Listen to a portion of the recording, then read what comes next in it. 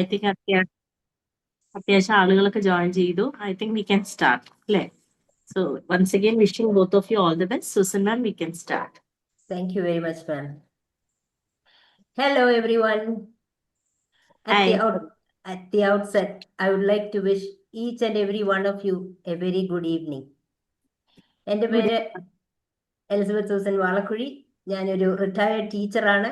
കൂടാതെ consultant psychologist, educational consultant and trainer, NLP master therapist എന്നീ മേഖലകളിൽ പ്രവർത്തിച്ചു വരുന്നു. നാം ഇപ്പോൾ ആയിരിക്കുന്നത് വിംബിൾ അക്കാഡമിയുടെ ട്രെയിനേഴ്സ് ടോക്ക് എന്ന പ്ലാറ്റ്ഫോമിലാണ്. ട്രെയിനിങ് കോഴ്സ് കംപ്ലീറ്റ് ചെയ്തവരാണ് ഇവിടെ ട്രെയിനിങ് എടുക്കാനായിട്ട് സെഷൻ എടുക്കാനായിട്ട് എത്തുന്നത്. ട്രെയിനിങ് എന്നത് നമ്മുടെ കഴിവുകളെയും അറിവുകളെയും ഒക്കെ വളർത്തുന്നു എന്നതിനേക്കാൾ ഉപരി നമ്മെ ഒരു മികച്ച വ്യക്തിയാക്കി തീർക്കുന്ന ഒരു പ്രക്രിയ കൂടിയാണ്. ഇന്നത്തെ ഈ ഫാസ്റ്റ് മൂവിങ് വേൾഡിൽ എത്ര പെട്ടെന്നാണ് നമ്മുടെ അറിവുകളും കഴിവുകളും ഒക്കെ അപ്രസക്തമായി ഔട്ട്ഡേറ്റഡ് ആയി പോകുന്നത്. അപ്പോൾ നമുക്ക് മനസ്സിലാക്കാം ട്രെയിനിങ്ങിന്റെയും പഠനത്തിന്റെയും പരിശീലനത്തിന്റെയും ഒക്കെ ഇമ്പോർട്ടൻസ്. ഒരു വിത്ത് വളർന്നു വരണമെങ്കിൽ അതിന് വെള്ളവും വളവും അത്യാവശ്യമാണ്. അതുപോലെ തന്നെയാണ് നമ്മുടെ കഴിവുകളും അറിവുകളും ഒക്കെ വളർത്താനായിട്ട് പഠനവും പരിശീലനവും നമുക്ക് വളരെ ആവശ്യമാണ്. ട്രെയിനിങ് എടുത്ത ഒരു വ്യക്തി അല്ലെങ്കിൽ പരിശീലനം എടുത്ത ഒരു വ്യക്തി മാറ്റത്തെ ഭയപ്പെടുന്നില്ല, മറിച്ച് മാറ്റത്തെ സ്വീകരിക്കുകയും അതിൽ കൂടി വളർന്നു വരികയും ചെയ്യും. ട്രെയിനിങ് നമ്മളെ സെൽഫ് കോൺഫിഡൻസ് ഉള്ളവരും സെൽഫ് എസ്റ്റീം ഉള്ളവരും ഒക്കെ ആക്കി തീർക്കുന്നു. കൂടാതെ നമ്മുടെ എല്ലാ രീതിയിലും നമുക്ക് മികച്ച രീതിയിൽ വളർന്നു വരാനും മികച്ച ഒരു വ്യക്തിയായി തീരാനും ഒക്കെ നമ്മളെ സജ്ജരാക്കുകയും ചെയ്യുന്നു. അപ്പോൾ എനിക്ക് നിങ്ങളോട് പറയാനുള്ളത്, നമ്മൾ ഓരോരുത്തരും നമ്മുടെ ജീവിതത്തിന്റെ ഓരോ ഘട്ടത്തിലും, ഏത് ഘട്ടത്തിലാണെങ്കിലും ഏത് പ്രായത്തിലാണെങ്കിലും തീർച്ചയായും ഉത്സാഹത്തോടുകൂടി പഠനവും പരിശീലനവും ഒക്കെ കണ്ടിന്യൂ ചെയ്തുകൊണ്ടേയിരിക്കുക. ഈ ടീച്ചിങ്ങിൽ നിന്നും റിട്ടയർ ആയതിനു ശേഷമാണ് ഞാൻ എൻ്റെ ഒരു ലോങ് സ്റ്റാൻഡിങ് ആയിട്ടുള്ള പാഷൻ റിയലൈസ് ചെയ്യാനായിട്ട് മുന്നിട്ടിറങ്ങിയത്, അതായത് കൗൺസിലിംഗ് മേഖല. കൺസൾട്ടന്റ് സൈക്കോളജിസ്റ്റ് ആയതിനു ശേഷം ഞാൻ കൂടുതൽ തെറപ്പി പറ്റിയൊക്കെ മനസ്സിലാക്കാൻ വേണ്ടി വിംബിൾ അക്കാഡമി നടത്തുന്ന വിവിധ കോഴ്സുകൾ അറ്റൻഡ് ചെയ്യാനായിട്ടിടയായി. ആ കൂട്ടത്തിൽ ഗ്രൂപ്പിൽ നിന്ന് ട്രെയിൻ ദ ട്രെയിനേഴ്സ് കോഴ്സിനെ പറ്റി മനസ്സിലാക്കി. ഫൈസൽ സാറിന്റെ ഒരു വെബിനാർ അറ്റൻഡ് ചെയ്യാനിടയായി. അതിൽ നിന്ന് സാറിൽ നിന്ന് എനിക്ക് ധാരാളം പഠിക്കുവാനുണ്ടെന്ന് മനസ്സിലായി. അപ്പോൾ അങ്ങനെ ഞാൻ 23rd ബാച്ചിൽ ഇപ്പോൾ എൻറോൾ ചെയ്തിരിക്കുകയാണ്. ആ ഒരു ജേർണിയിൽ കൂടിയാണ് ഞാൻ ഇപ്പോൾ കടന്നു പോകുന്നത്. ഫൈസൽ സാറും അർച്ചന മാമും എത്ര സിൻസിയർ ആയിട്ടാണ് ഞങ്ങളെ ഓരോരുത്തരെയും മുന്നോട്ട് നയിക്കുന്നത്. കോച്ചിങ്ങും മെന്ററിങ്ങും ഏറ്റവും മൈന്യൂട്ട് ആയിട്ടുള്ള കാര്യങ്ങൾ പോലും വളരെ ശ്രദ്ധിച്ച് നല്ല എൻകറേജ്മെന്റും കറക്ഷൻസും ഒക്കെ തന്ന് മികച്ച രീതിയിലുള്ള ഒരു ട്രെയിനർ മാത്രമല്ല, മികച്ച വ്യക്തി തന്നെ എങ്ങനെയാകാം എന്നുള്ള രീതിയിലൊക്കെ നമ്മളെ ഒരു ട്രാൻസ്ഫോർമേഷൻ തന്നാണ് നമ്മളെ മുന്നോട്ട് കൊണ്ടുവരുന്നത്. ഇത് ഏറ്റവും മനോഹരമായ ഒരു ട്രെയിനിങ് ജേർണി ആയിട്ടാണ് എനിക്ക് അനുഭവപ്പെടുന്നത്. ഇന്ന് നമ്മൾക്ക് ട്രെയിനിങ്ങിനായി സെഷൻ എടുക്കാനായി എത്തിയിരിക്കുന്നത് ശ്രീ അബ്ദുൾ റസാഖ്. സാറിന്റെ നേറ്റീവ് സ്ഥലം ആലുവയാണെങ്കിലും സാർ ഇപ്പോൾ ഖത്തറിലാണ് ഉള്ളത്.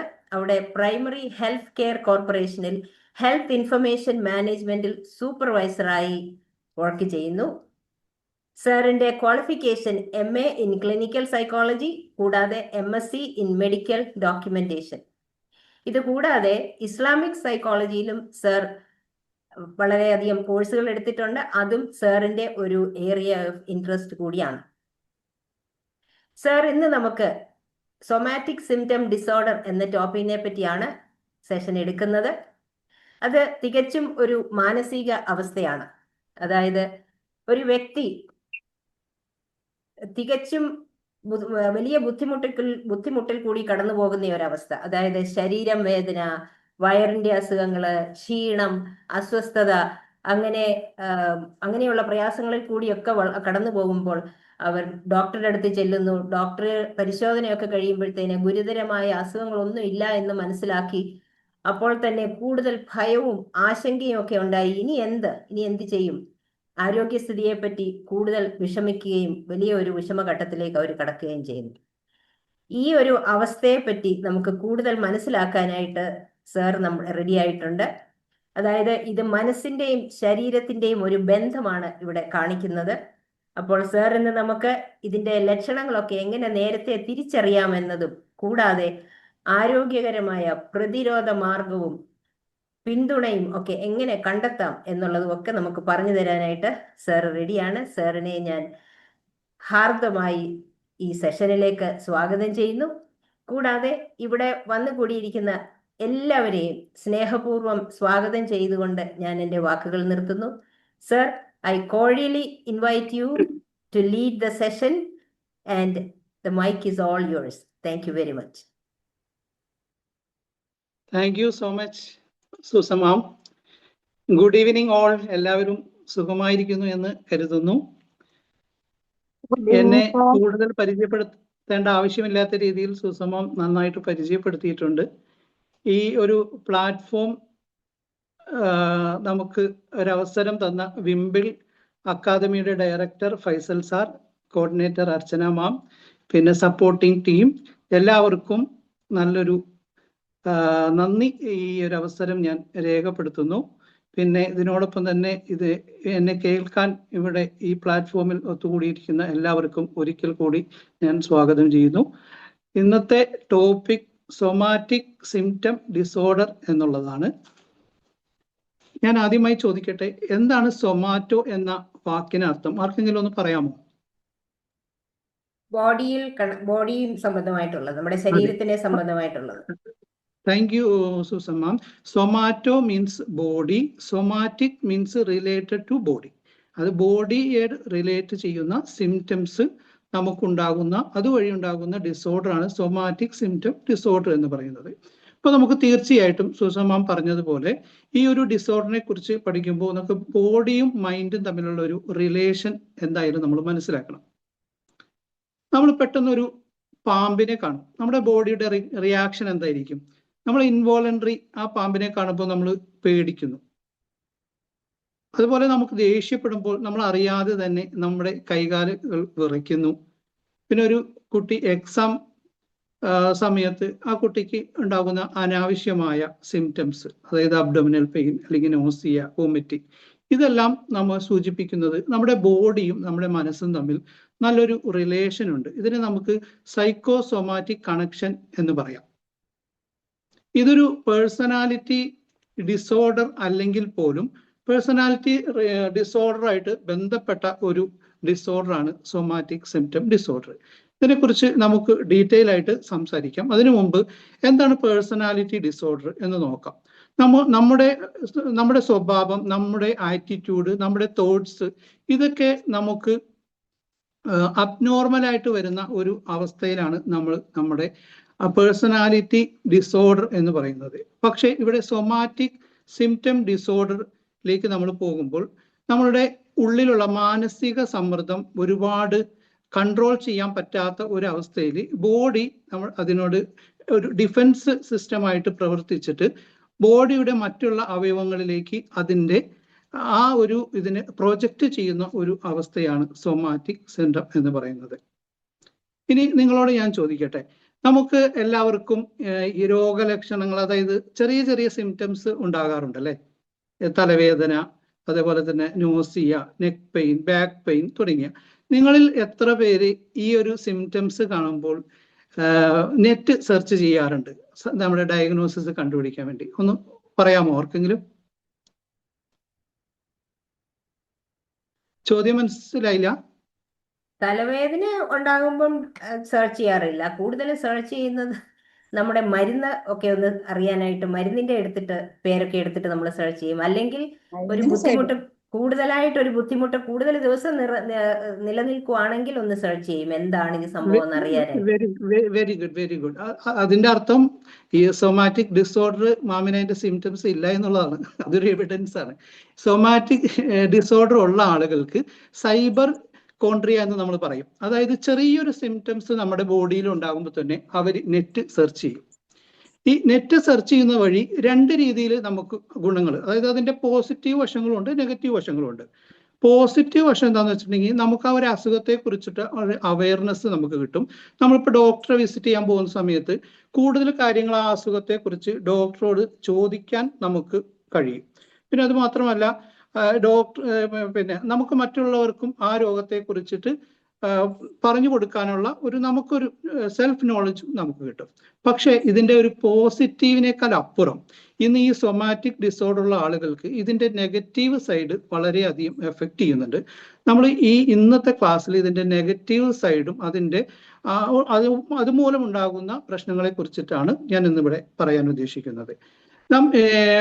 നമ്മൾ സെർച്ച് എഞ്ചിൻ വഴി സെർച്ച് ചെയ്യുന്ന സമയത്ത് അതിൽ അൽഗോരിതം സെറ്റ് ചെയ്തിരിക്കുന്നത് ആ ജിയോഗ്രഫിക്കൽ പിന്നെ അത് സെറ്റ് ചെയ്തിരിക്കുന്ന ജിയോഗ്രഫിക്കൽ കൺട്രിയുടെ സ്ട്രക്ചർ അനുസരിച്ചും അവിടുത്തെ ഫുഡ് ഹാബിറ്റ്, എൻവയോൺമെന്റൽ കണ്ടീഷൻസ്, അവിടുത്തെ ജനങ്ങളുടെ ജീവിത രീതി, പിന്നെ ബോഡി ഷേപ്പ്, അങ്ങനെ തുടങ്ങിയ ഒരുപാട് ഫാക്ടേഴ്സ് കൺക്ലൂഡ് ചെയ്തിട്ടാണ് ആ ഒരു അൽഗോരിതം സെറ്റ് ചെയ്തിരിക്കുന്നത്.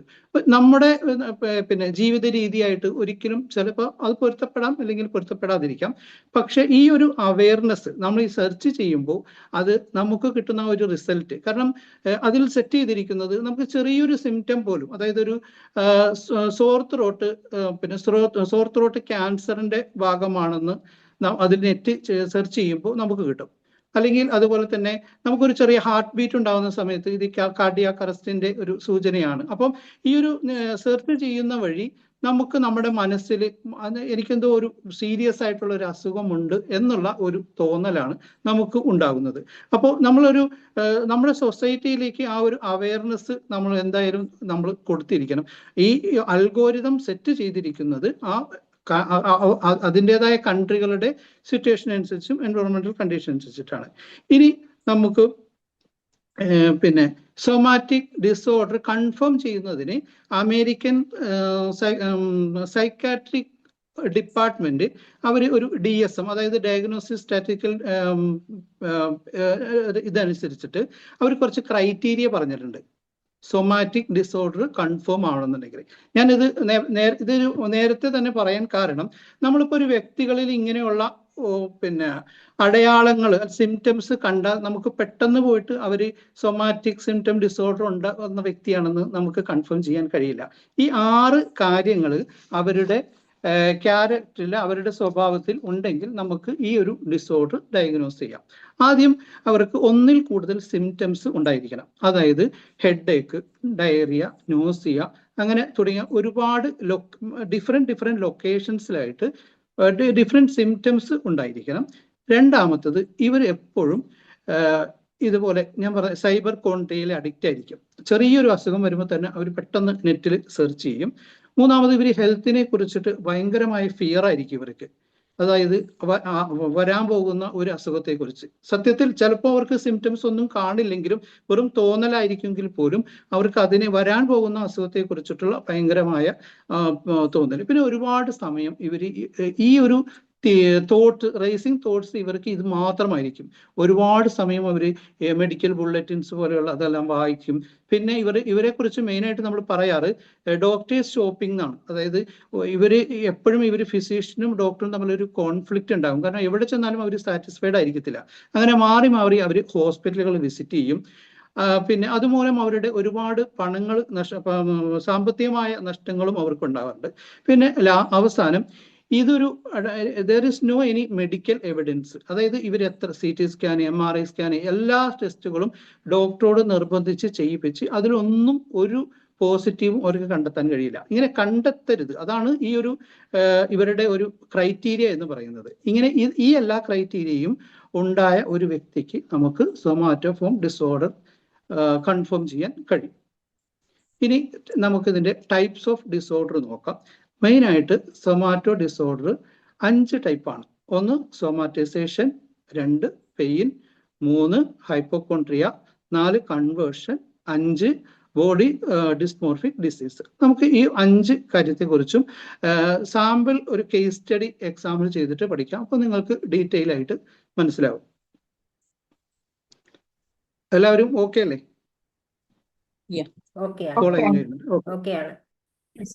Thank you. ഓക്കെ, നമുക്കിനി സൊമാറ്റൈസേഷൻ ഡിസോർഡറിലേക്ക് നോക്കാം. സൊമാറ്റൈസേഷൻ ഡിസോർഡറിൽ അവർ 4 ക്രൈറ്റീരിയ അവർ പറയുന്നുണ്ട്. നമുക്കൊരു സാമ്പിളായിട്ട് ഒരു കേസ് സ്റ്റഡി നോക്കാം. ഒരു 24 ഇയേഴ്സ് ഉള്ളൊരു ലേഡി. അവരുടെ 20 ഇയേഴ്സിൽ അവരുടെ കല്യാണം കഴിഞ്ഞു. പിന്നെ അവരുടെ ചൈൽഡ്ഹുഡ് ഹിസ്റ്ററി പറയുകയാണെങ്കിൽ ചെറുപ്പത്തിൽ അവരുടെ അമ്മ മരണപ്പെട്ടു. പിന്നെ ബാക്കി അവരുടെ എല്ലാ കാര്യങ്ങളും നോക്കിക്കൊണ്ടിരുന്നത് അവരുടെ ഫാദർ ആയിരുന്നു. അങ്ങനെ ആദ്യത്തെ നാളുകളിലൊക്കെ വളരെ സ്മൂത്ത് ആയിട്ട് കാര്യങ്ങളെല്ലാം പോയി. ഇവരുടെ മദർ ഇൻ ലോ ഇവർക്ക് കുറെ റെസ്പോൺസിബിലിറ്റിയും കാര്യങ്ങളൊക്കെ കൂടി ഇവർ ഒരുപാട് എക്സ്പെക്ടേഷൻ ഉണ്ടായിരുന്നു. പലപ്പോഴും ഇവരുടെ ആ ഒരു റെസ്പോൺസിബിലിറ്റി ഒന്നും ഈ ലേഡിക്ക് കംപ്ലീറ്റ് ആക്കാൻ കഴിയാറുണ്ടായിരുന്നില്ല. കാരണം അവർക്ക് എപ്പോഴും ഈ അമ്മ ഇല്ലാത്തതിന്റെ ആ ഒരു വിഷമവും, ഇവര് ആ സ്വന്തം അമ്മേനെ പോലെയാണ് ആ അമ്മേനെ കണ്ടെങ്കിലും അമ്മ തിരിച്ച് ആ ഒരു റെസ്പോൺസ് അമ്മയുടെ ഭാഗത്തുനിന്ന് ഉണ്ടായില്ല. അങ്ങനെ ഇവർക്ക് ചെറുപ്പത്തിലെ ഇവർക്ക് മൈഗ്രെയിൻ ഉണ്ടായിരുന്നു. അതേപോലെ കൂടെ ഫീവർ, കോൾഡ് ഒക്കെ ഉണ്ടായിരുന്നു. പിന്നെ അന്നുണ്ടായിരുന്ന ആ ഒരു മൈഗ്രെയിൻ ഈ അമ്മയുടെ ഒരു ഭാഗത്തു നിന്നുള്ള ഒരു പിന്നെ ഇത് മൂലം, അമ്മയുടെ ഭാഗത്തു നിന്നുള്ള ഒരു മൂലം ഇവർക്ക് ഈ സിവിയർ ആയിട്ട് ഹെഡ് ഏക്ക് തുടങ്ങി. ആദ്യം ഇവരുടെ ഹസ്ബൻഡ് നല്ലൊരു സപ്പോർട്ടായിരുന്നു. പിന്നെ അമ്മ ഈ മരുമകളെ കുറിച്ചിട്ട് കംപ്ലൈന്റുകളൊക്കെ പറഞ്ഞു തുടങ്ങി. അങ്ങനെ പതുക്കെ ആ ഹസ്ബൻഡിന്റെ സപ്പോർട്ട് നിന്നു തുടങ്ങി. ഇങ്ങനെ ഹസ്ബൻഡിന്റെ സപ്പോർട്ടും കൂടെ നിന്ന് തുടങ്ങിയപ്പോൾ പതുക്കെ ഇവർക്ക് പിന്നെ ജോയിന്റ് പെയിൻ സ്റ്റാർട്ട് ചെയ്തു, മെയിനായിട്ട് ബാക്ക് പെയിൻ. അങ്ങനെ അവർക്ക് ഇരിക്കാൻ പോലും പറ്റാത്ത ഒരു അവസ്ഥ വന്നു. പക്ഷെ ഈ സമയത്ത് പോലും ഇവരുടെ മദറിലോ ഇവരെ ഓരോ റെസ്പോൺസിബിലിറ്റിയും ഏൽപ്പിച്ചു കൊടുക്കുകയും അങ്ങനെ ഇവർക്ക് ആ ഒരു സിറ്റുവേഷൻ തരണം ചെയ്യാൻ പറ്റാത്ത ഒരു അവസ്ഥയിൽ ഇവരുടെ ഒരു ഫാമിലി ഫിസിഷ്യനെ കണ്ടു. ഫാമിലി ഫിസിഷ്യൻ 2 ഡോക്ടേഴ്സിന് റെഫർ ചെയ്തു. ഒന്ന് ഓർത്തോ, രണ്ടാമത് ന്യൂറോളജിസ്റ്റ്. ഇവർ രണ്ടുപേരും ഡീറ്റെയിൽ ആയിട്ട് എല്ലാ ടെസ്റ്റുകളും നടത്തി. അങ്ങനെ ന്യൂറോളജിസ്റ്റ് പറഞ്ഞു ഇത് സാധാരണ മൈഗ്രെയിൻ ആണ്, പിന്നെ നോർമൽ, അതായത് നമ്മുടെ ലൈഫ് സ്റ്റൈൽ കാര്യങ്ങളെല്ലാം ചേഞ്ച് ചെയ്താൽ അത് മാറിക്കോളും എന്നുള്ള രീതിയിൽ അഡ്വൈസ് ചെയ്ത് വിട്ടു. അതുപോലെ ഓർത്തോപീഡിക്സും MRI ചെയ്തു, CT സ്കാൻ ചെയ്തു, എല്ലാം നോർമലാണ്. ആ ഡോക്ടറും പറഞ്ഞു there is no any medical evidence. അങ്ങനെ ഈ ലേഡി അതിൽ നിന്നൊന്നും സാറ്റിസ്ഫൈഡ് ചെയ്യാതെ പിന്നെ വീണ്ടും ഇവരുടെ ഈ സൊമാറ്റിക് ഡിസോർഡർ ഉള്ള വ്യക്തികളുടെ കോമൺ ആയിട്ടുള്ള ഒരു പ്രോബ്ലമാണ്. അവർ വീണ്ടും ഡോക്ടറെ കണ്ടുകൊണ്ടേയിരിക്കും. അങ്ങനെ അവർ വീണ്ടും ഡോക്ടറെ കണ്ടു. പക്ഷെ ഇവരിങ്ങനെ ക്രമേണ ഡോക്ടറെ കാണുന്നത് മൂലം ഈ ഹസ്ബൻഡിന് ഫിനാൻഷ്യൽ ആയിട്ടുള്ള അത്ര സെറ്റപ്പും കാര്യങ്ങളൊന്നും ഉണ്ടായിരുന്നില്ല. അങ്ങനെ ഹസ്ബൻഡിനും ഇവർക്ക് വളരെയധികം ദേഷ്യം വന്നു തുടങ്ങി. പിന്നെ അതുപോലെ തന്നെ ഫാമിലി ലൈഫും ഇവരുടെ പിന്നെ പ്രോബ്ലംസ് ഉണ്ടായിരുന്നു. അങ്ങനെ ലാസ്റ്റ് ആ ഡോക്ടർ തന്നെ ഇവർക്ക് നിങ്ങൾ ഒരു നല്ലൊരു സൈക്കോളജിസ്റ്റിനെ കാണുക. അപ്പോൾ അങ്ങനെ ഇവർ സൈക്കോളജിസ്റ്റിനെ കാണാൻ റെഡിയായി. അങ്ങനെ അവരുടെ എല്ലാ ഹിസ്റ്ററിയും കാര്യങ്ങളെല്ലാം എടുത്ത സമയത്ത് ഇവരുടെ ഫാമിലി ഹിസ്റ്ററി നോക്കിയപ്പോൾ അമ്മ ഇതുപോലെ ക്യാൻസർ മൂലമാണ് മരണപ്പെട്ടത്. അപ്പൊ ഈ ലേഡിക്ക് എപ്പോഴും എനിക്ക് ചെറിയൊരു സിംറ്റംസ് ഉണ്ടാകുമ്പോൾ പോലും അതെനിക്ക് ക്യാൻസർ ആണോ എന്നുള്ള ആ ഒരു ചിന്ത മൂലമാണ് ഇവർക്ക് ഇങ്ങനെയുള്ള എല്ലാ സിംറ്റംസും ഉണ്ടാകാൻ കാരണം. നമ്മൾ ഫസ്റ്റത്തെ സൊമാറ്റൈസേഷൻ ഡിസോർഡർ കൺഫേം ചെയ്യുന്നതിന് 4 ക്രൈറ്റീരിയയാണ് ഇവർ പറയുന്നത്. അതിൽ എല്ലാ ക്രൈറ്റീരിയയും ഈ ലേഡിയുടെ കാര്യത്തിൽ മെറ്റ് ചെയ്തിട്ടുണ്ട്. ഒന്ന്, അവർക്ക് ബോഡിയുടെ ഡിഫറെന്റ് ലൊക്കേഷൻസിൽ പെയിൻ വന്നിട്ടുണ്ട്. പിന്നെ അവർക്ക് ലാക്ക് ഓഫ് സെക്ഷൽ ഡിസയർ പിന്നെ ഉണ്ടായിട്ടുണ്ട്. പിന്നെ GI റിലേറ്റഡ് പ്രോബ്ലംസ് ഉണ്ടായിരിക്കണം എന്നുള്ളത്, കാരണം നോസിയ, വോമിറ്റിംഗ് കാര്യങ്ങളെല്ലാം ഇവർക്കുണ്ടായിരുന്നു. പിന്നെ അതുപോലെ തന്നെ ന്യൂറോളജിക്കൽ ഫങ്ഷൻസ്, ബാക്ക് പെയിനും ഉണ്ടായിരുന്നു. അപ്പോൾ ഈ 4 ക്രൈറ്റീരിയം ഉൾപ്പെടുത്തുകൊണ്ട് ഈ ഒരു ലേഡിയുടെ അസുഖം സൊമാറ്റൈസേഷൻ ഡിസോർഡർ ആണെന്ന് നമുക്ക് കൺഫേം ചെയ്യാൻ പറ്റും. അപ്പോൾ നിങ്ങൾക്ക് നിങ്ങളുടെ ചുറ്റുഭാഗത്തുമുള്ള നിങ്ങളായിട്ട് ബന്ധപ്പെട്ട ഫാമിലിയിൽ ആരെങ്കിലുമൊക്കെ ആയിട്ട് ഈ ഒരു കേസ് റിലേറ്റ് ചെയ്യാവുന്നേ ഉള്ളൂ. ഇനി നമുക്ക് രണ്ടാമത് എല്ലാം ഓക്കെ അല്ലേ? രണ്ടാമത്തെ സെഷനിലേക്ക് പോകാം.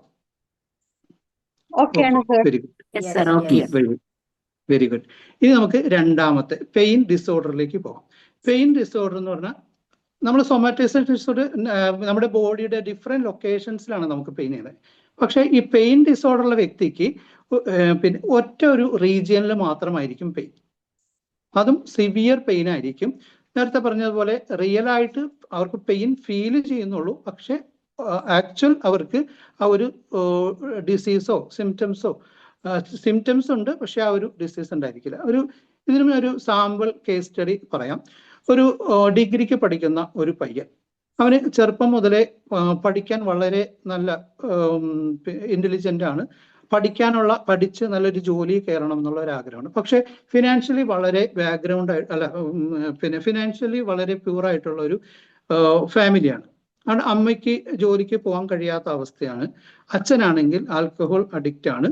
പിന്നെ അച്ഛനൊരു ജോലി ഉണ്ടായിരുന്നു. അപ്പോൾ റീസെന്റ് അച്ഛന്റെ ജോലിയും നഷ്ടപ്പെട്ടു. അങ്ങനെ ഇവൻ എൽഡർ ബ്രദറാണ്. ഇവന് താഴെ 2 സിസ്റ്ററും ബ്രദറും കൂടെ ഉണ്ട്. അപ്പൊ അവരുടെ പഠിത്തം, ഫാമിലിയിലെ എല്ലാ കാര്യങ്ങളും നോക്കേണ്ട ഒരു ചുമതല ഇവന്റെ തലയിലേക്ക് വന്നു. അങ്ങനെ ഇവന് ചെറുപ്പം മുതലേ ഒരു പേടി ഉണ്ടായിരുന്നു, എനിക്ക് പഠനം കംപ്ലീറ്റ് ചെയ്യാൻ പറ്റൂ എന്നുള്ള ഒരു കാര്യം. പക്ഷെ ഫാമിലിയിലെ ഫോഴ്സ് മൂലം ഇവന് ജോലി നിർത്തേണ്ടി വന്നു. അങ്ങനെ ഇവന് ജോലിക്ക് പോയി തുടങ്ങി. അങ്ങനെ ഒരു 6 മാസക്കാലം അവൻ ജോലിക്ക് പോയി. പക്ഷെ ജോലിക്ക് പോകുന്ന സമയത്തെല്ലാം ഇവന് ആ ഒരു പഠിക്കാൻ പറ്റാത്തതിന്റെ ഒരു ഗിൽറ്റി ഫീലിങ്സ് ഉണ്ടായിരുന്നു. 6 മാസം കഴിഞ്ഞപ്പോൾ ഇവന്റെ ആ മനസ്സിലെ സംഘർഷം ഒരു പെയിന്റെ രൂപത്തിലേക്ക് അവിടെ പ്രത്യക്ഷപ്പെടുകയാണ് ചെയ്തത്. അവനും ഇതുപോലെ തന്നെ ബാക്ക് പെയിൻ ആയിരുന്നു. അങ്ങനെ സിവിയർ ആയിട്ട് ബാക്ക് പെയിൻ വന്ന സമയത്ത് ഒരുപാട് ഡോക്ടറെ കണ്ടു, മാറി മാറി കണ്ടു, എല്ലാ ടെസ്റ്റുകളും ചെയ്തു. എല്ലാ ഡോക്ടേഴ്സും നോർമലായിട്ട് ഡയഗ്നോസിസ് ചെയ്തു. അവന് യാതൊരു പ്രോബ്ലം ഇല്ല എന്നുള്ളത്. ലാസ്റ്റ് ഇവന് പ്രോബ്ലം കണ്ടുപിടിക്കാത്തതിന്റെ പേരിൽ ഇവന് ജോലിക്ക് പോകാനും കഴിയാത്ത ഒരവസ്ഥ വന്നു. അങ്ങനെ വീട്ടിൽ തന്നെ ഇരിക്കുന്ന ഒരവസ്ഥ വന്നു. അതോടുകൂടി അവന് പിന്നെ ഒരു സോഷ്യലൈസേഷൻ നഷ്ടപ്പെട്ടു. അവന്റെ ഫ്രണ്ട്സ് നഷ്ടപ്പെട്ടു. അവന് ഫാമിലിയിൽ നിന്നുള്ള പിന്നെ ഒരുപാട് അവഗണനകളും, അങ്ങനെ അവരുടെ ആ ഒരു പിന്നെ ഇവന്റെ ഇന്നർ ആ കോൺഫ്ലിക്റ്റ്, പഠിക്കണം എന്നുള്ള അവന്റെ ആ ഒരു അതിയായ ഒരു ആഗ്രഹം ആ പെയിനിലേക്ക് അവന്റെ ബോഡി കൊണ്ടുവന്നതാണ്. ഇതാണ് പെയിൻ ഡിസോർഡർ എന്ന് പറയുന്നത്. ഇനി നമുക്ക് 3ാമത്തെ ഡിസോർഡറിലേക്ക് പോകാം. 3ാമത്തേത് ഹൈപ്പോകോൺട്രിയയാണ്. ഹൈപ്പോകോൺട്രിയ ഡിസീസിനെ നമുക്ക് ഇത് ഏർലി അഡൽട്ട്ഹുഡിൽ വരുന്ന ഒരു അസുഖമാണ്. ഈക്വൽ ആയിട്ട്, അതായത് മെയിലും ഫീമെയിലും ഈ ഒരു അസുഖം നമ്മൾ കാണാറുണ്ട്. ഇതിനെ നമുക്ക് ഇൽനെസ് ആൻസൈറ്റി ഡിസോർഡർ എന്നും പറയാം.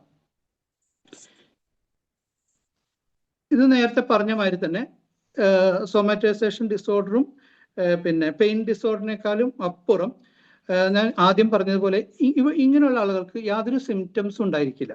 പക്ഷെ അവര് എനിക്കെന്തോ ഒരു സീരിയസ് ആയിട്ടുള്ള ഒരു അസുഖം വരാൻ പോകുന്നുണ്ടെന്നതിനെ കുറിച്ചിട്ടുള്ള അതിയായ അവരുടെ ഭയം, അതായത് ഇല്ലോജിക്കൽ തോട്ട്സ് അവർക്ക് കൂടുതലായിരിക്കും. ഇതിന് ഞാനൊരു സാമ്പിൾ കേസ് പറയാം.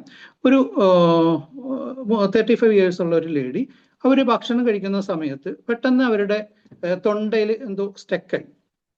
അപ്പൊ പെട്ടെന്ന് അങ്ങനെ സത്യത്തിൽ അവർ ആ സമയത്ത് തന്നെ വെള്ളം കുടിച്ച് അത് അവർക്ക് മാറുകയും ചെയ്തു. പക്ഷെ ഇവർക്ക് പിന്നീടും ഇതിനെ കുറിച്ച് തന്നെ ചിന്തിച്ചുകൊണ്ടിരുന്നു. അങ്ങനെ നെറ്റിൽ സെർച്ച് ചെയ്തു, ഡിഫിക്കൽറ്റി ഓഫ് സോളോയിങ്. ഇങ്ങനെ സെർച്ച് ചെയ്ത സമയത്ത് അവർക്ക് കണ്ടു ഇത് സോർ ത്രോട്ട് ക്യാൻസറിന്റെ ലക്ഷണമാണ്. പിന്നെ അതിനോടൊപ്പം തന്നെ അവർക്ക് വോയിസിൽ ഡിഫറൻസ് ഉണ്ടാകും എന്നുള്ള ഒരു സെക്കൻഡറി സിംറ്റംസും അതിൽ നെറ്റിൽ സെർച്ച് ചെയ്തപ്പോൾ കണ്ടു. സത്യത്തിൽ പിന്നെ അവരുടെ ആ പേടി മൂലം ഇവർക്ക് വോയിസിലുള്ള ഒരു ഡിഫറൻസ് വന്നതാണ്. പക്ഷെ ഇങ്ങനെ ഇരിക്കുന്ന സമയത്ത് നമുക്ക് എല്ലാ ചിന്തകളും ഒരുമിച്ച് കൂടി ഇതെല്ലാം എനിക്കുണ്ടോ എന്നുള്ള ഒരു സംശയവും ഇങ്ങനെയുള്ള അസുഖങ്ങളുള്ള ആൾക്കാർക്ക് കൂടും. ഇങ്ങനെയുള്ള ആൾക്കാർക്ക് 3 ചിന്തകളാണ് പെട്ടെന്ന് വരുന്നത്. ഒന്ന് ഇന്റർപ്രിട്ടേഷൻ, അതായത് ചെറിയൊരു ഹെഡേക്ക് വരുമ്പോൾ തന്നെ അവർ ബ്രെയിൻ ട്യൂമർ ആണെന്ന് വിചാരിക്കും, അല്ലെങ്കിൽ ഹാർട്ട് ബീറ്റ് കൂടി കഴിഞ്ഞാൽ എനിക്ക് അറ്റാക്ക് ആണെന്ന് വിചാരിക്കും. പിന്നെ അതുപോലെ തന്നെ ബോഡി ചെക്കിങ്, ഇവരെപ്പോഴും ഇങ്ങനെ കണ്ണാടി നോക്കിക്കൊണ്ടിരിക്കും. ഇപ്പൊ ഈ ലേഡിയുടെ കേസ് പറഞ്ഞാൽ ഇവരെപ്പോഴും കണ്ണാടി നോക്കിയിട്ട് ഈ തൊണ്ടയിൽ ടോർച്ച് അടിച്ച് നോക്കുമായിരുന്നു. അപ്പോൾ ഓരോ പ്രാവശ്യം ടോർച്ച് അടിച്ച് നോക്കും തോറും ഇവർക്ക് പെയിൻ കൂടിക്കൊണ്ടേയിരുന്നു. പിന്നെ 3ാമത് സൈബർ കോൺട്രിയ, എപ്പോഴും നെറ്റ് നോക്കും, പിന്നെ മെഡിക്കൽ ബുള്ളറ്റിൻ വായിച്ചു നോക്കും. പിന്നെ അതുപോലെ തന്നെ അവർ സ്വന്തമായിട്ട് ഓരോ അസുഖം ഉണ്ടെന്ന് അവർ തന്നെ സ്വന്തം ഡയഗ്നോസിസ് ചെയ്യും. ഇപ്പൊ ഇങ്ങനെ വരുന്ന സമയത്ത് അവർക്ക് പിന്നെ ഫാമിലിയിൽ അവർക്ക് ഒരു കാര്യത്തിലും ഇൻവോൾവ് ചെയ്യാൻ കഴിയില്ല. അവരുടെ മക്കളെ നന്നായി നോക്കാൻ കഴിയില്ല, ഹസ്ബൻഡിന്റെ കാര്യത്തിൽ കെയർ ചെയ്യാൻ പറ്റത്തില്ല. അങ്ങനെ എല്ലാ കാര്യത്തിലും ഫാമിലി ലൈഫ്, സോഷ്യലൈസേഷൻ, പിന്നെ അവർക്ക് ഒറ്റയ്ക്ക് ഇരിക്കാനാണ് താല്പര്യം. അങ്ങനെ അവരുടെ എൻറ്റയർ ലൈഫ് വളരെ ഒരു സമ്മർദ്ദത്തിലാകുന്ന ഒരു അസുഖമാണ് ഈ ഹൈപ്പോകോൺട്രിയാസ് എന്ന് പറയുന്നത്. ഇപ്പോൾ സോമാറ്റൈസേഷൻ ഡിസോർഡറും ഹൈപ്പോകോൺട്രിയാസ് തമ്മിലുള്ള ഡിഫറൻസ്, സോമാറ്റൈസേഷൻ ഡിസോർഡറുള്ള ആൾക്കാർക്ക് ഡിഫറെൻറ്റ് ലൊക്കേഷൻസിൽ പെയിൻ ഫീൽ ചെയ്യും, പക്ഷെ ഇവർക്ക് യാതൊരു വിധത്തിലുള്ള സിംറ്റംസ് ഉണ്ടാവില്ല, അവരുടെ മനസ്സിന്റെ തോട്ട്സ് മാത്രമായിരിക്കും. ഇതാണ് ഹൈപ്പോകോൺട്രിയാസ്. ക്ലിയർ ആയി എന്ന് വിചാരിക്കുന്നു. ഓക്കെ അല്ലേ? Yes, okay. Okay, very good. ഇനി നമുക്ക് നാലാമത്തെ കൺവേർഷൻ ഡിസോർഡറിലേക്ക് പോകാം. നിങ്ങളൊന്ന് ചിന്തിച്ചു നോക്കാം. നമ്മൾ ഒരു ദിവസം രാത്രി ഉറങ്ങുന്നു, രാവിലെ എണീക്കുമ്പോൾ നമ്മുടെ ബോഡി അനങ്ങുന്നില്ല. ആ ഒരു സിറ്റുവേഷൻ ഒന്ന് ആലോചിച്ച് നോക്കി. എത്രമാത്രം ആ ഒരു സിറ്റുവേഷനെ നമ്മൾ എങ്ങനെയായിരിക്കും നമ്മൾ അഭിമുഖീകരിക്കുന്നത്? അത് ജസ്റ്റ് ഒന്ന് ഇമാജിൻ ചെയ്തിട്ട് ഒന്ന് പറയൂ ആരെങ്കിലും. പാനിക് ആവും, എന്തുകൊണ്ട് അനങ്ങാൻ പറ്റുന്നില്ല എന്നുള്ളത്. Okay okay. പക്ഷെ ഇങ്ങനെയുള്ള ആളുകൾക്ക് അവർ പാനിക് ആകില്ല, അവരതിൽ സന്തോഷം കണ്ടെത്തുള്ളൂ. കൺവേർഷൻ ഡിസോർഡർ ഞാൻ ഡീറ്റെയിൽ ആയിട്ട് പറയാം. അതായത് ഇവിടെ നമ്മുടെ മനസ്സിന്റെ ഇന്നർ മൈൻഡ്, അതായത് ഞാനൊരു എക്സാമ്പിളോട് സ്റ്റാർട്ട് ചെയ്യാം, അപ്പൊ നിങ്ങൾക്ക് കൂടുതൽ പെട്ടെന്ന് കാര്യം മനസ്സിലാവും. ഒരു ഹസ്ബൻഡ് വൈഫ്, അവർക്ക് മക്കളില്ലായിരുന്നു. അപ്പോൾ ആ ലേഡിയുടെ ഏറ്റവും വലിയ ഇന്നർ അൺകോൺഷ്യസ് മൈൻഡിലുള്ള ഏറ്റവും വലിയൊരു സ്ട്രെസ് ആയിരുന്നു മക്കളില്ലാത്ത ആ ഒരു ഫീലിങ്സ്. പക്ഷെ ഇവർ ആരോടും പറയാറില്ല. അപ്പൊ ആ ഒരു ഫീലിങ്സ് ഇവര് പുറമെ കാണിക്കാതിരിക്കാൻ വേണ്ടിയിട്ട് രണ്ടുപേരും എല്ലാ വർഷവും വളരെ ഗംഭീരമായിട്ട് വെഡ്ഡിങ് ആനിവേഴ്സറി നടത്താറുണ്ട്. അങ്ങനെ അന്നത്തെ ദിവസം അവരുടെ വെഡ്ഡിങ് ആനിവേഴ്സറി ആയിരുന്നു. പരിപാടിയെല്ലാം വളരെ ഉഷാറായി നടന്നു, എല്ലാവരും തിരിച്ചു പോയി. പക്ഷെ അന്ന് ആ രാത്രി തിരിച്ചു പോകുന്ന സമയത്ത് ഇവിടെ ഒരു അകന്നൊരു ബന്ധു ഈ ലേഡിയുടെ ചുവട്ടിൽ വന്ന് പറയാണ്, നിങ്ങൾക്ക് ഇനി ഒരിക്കലും മക്കളുണ്ടാകില്ലല്ലോ. ഇത് കേട്ട ഉടനെ തന്നെ ഇവരെപ്പോഴും ചിന്തിച്ചുകൊണ്ടിരിക്കുന്ന ഇവരുടെ മനസ്സിലെ ഒരു വലിയൊരു കോൺഫ്ലിക്റ്റ് ആണ് ഈ മക്കളുണ്ടാകില്ല എന്നുള്ള കാര്യം. അത് ആ ഒരു ലേഡി പറഞ്ഞ ആ ഒരു സമയത്ത് പെട്ടെന്ന് ഇവർക്കത് ട്രിഗർ ചെയ്തു, ഒരു ഷൂട്ട് ചെയ്തു. പക്ഷെ ഇവര് ആ ഒരു ചിന്ത വെച്ചിട്ട് ഇവർ കിടന്നുറങ്ങി. പിറ്റേന്ന് നേരം വെളുത്തപ്പോൾ അവരുടെ ഒരു സൈഡ് പാരാലിസിസ് ആയി. ആ ഒരു സിറ്റുവേഷൻ ഒന്ന് ആലോചിച്ച് നോക്കുക. പക്ഷെ ഇവിടെ ഈ ലേഡി ആ ഒരു ഇവരുടെ മനസ്സിലെ ആ ഒരു വിഷമം ആയിട്ട് കമ്പയർ ചെയ്യുമ്പോൾ ഈ പാരാലിസിസ് അവർക്കൊരു ഫീലിങ്സും കൊടുക്കില്ല. ഇതാണ് ഇങ്ങനെയുള്ള ആളുകളുടെ അവസ്ഥ. പിന്നെ രണ്ടാമത് വേറൊരു ചെറിയൊരു എക്സാമ്പിൾ കൂടെ പറയാം. ഒരു കമ്പനി സൂപ്പർവൈസറാണ്. അദ്ദേഹത്തിന്റെ ഇതുപോലെ അച്ഛൻ ചെറുപ്പത്തിലെ ആക്സിഡന്റ് ആയിട്ടാണ് മരണപ്പെട്ടത്. അപ്പൊ ഈ അച്ഛന് ഈ ആക്സിഡന്റ് ആയിട്ട് മരണപ്പെട്ട ഈ ഒരു സംഭവം ഇയാൾക്ക് ഭയങ്കരമായിട്ട് ഷോക്ക് ചെയ്തിട്ടുണ്ട്. അങ്ങനെ ഒരിക്കലും ഇയാൾ ഡ്യൂട്ടി കഴിഞ്ഞ് തിരിച്ചു വരുന്ന സമയത്ത് ഇയാളുടെ മുമ്പിൽ പെട്ടെന്നൊരു ആക്സിഡന്റ് കാണാനിടയായി. അങ്ങനെ ഈ സമയത്ത് എന്തായിരിക്കും അയാളുടെ അവസ്ഥ? കാരണം അയാളുടെ ഇന്നർ മൈൻഡിൽ എപ്പോഴും ഈ അച്ഛന്റെ ആക്സിഡന്റിനെ കുറിച്ചിട്ടുള്ള ഒരു ചിന്തയാണ്. അപ്പോൾ അവിടെ അന്ന് ആ സ്പോട്ടിൽ തന്നെ അദ്ദേഹത്തിന്റെ കാഴ്ച അവിടെ നഷ്ടപ്പെട്ടു. നമുക്ക് സത്യം പറഞ്ഞാൽ വിശ്വസിക്കാൻ കഴിയില്ല. അതായത് ഈ ഒരു കൺവേർഷൻ ഡിസോർഡറിന്റെ ഉള്ള ആളുകൾക്ക്, അതായത് മെഡിക്കൽ ഫീൽഡിന് പോലും ഒരു ക്വസ്റ്റ്യൻ മാർക്കാണ് ഈ ഒരു അസുഖം.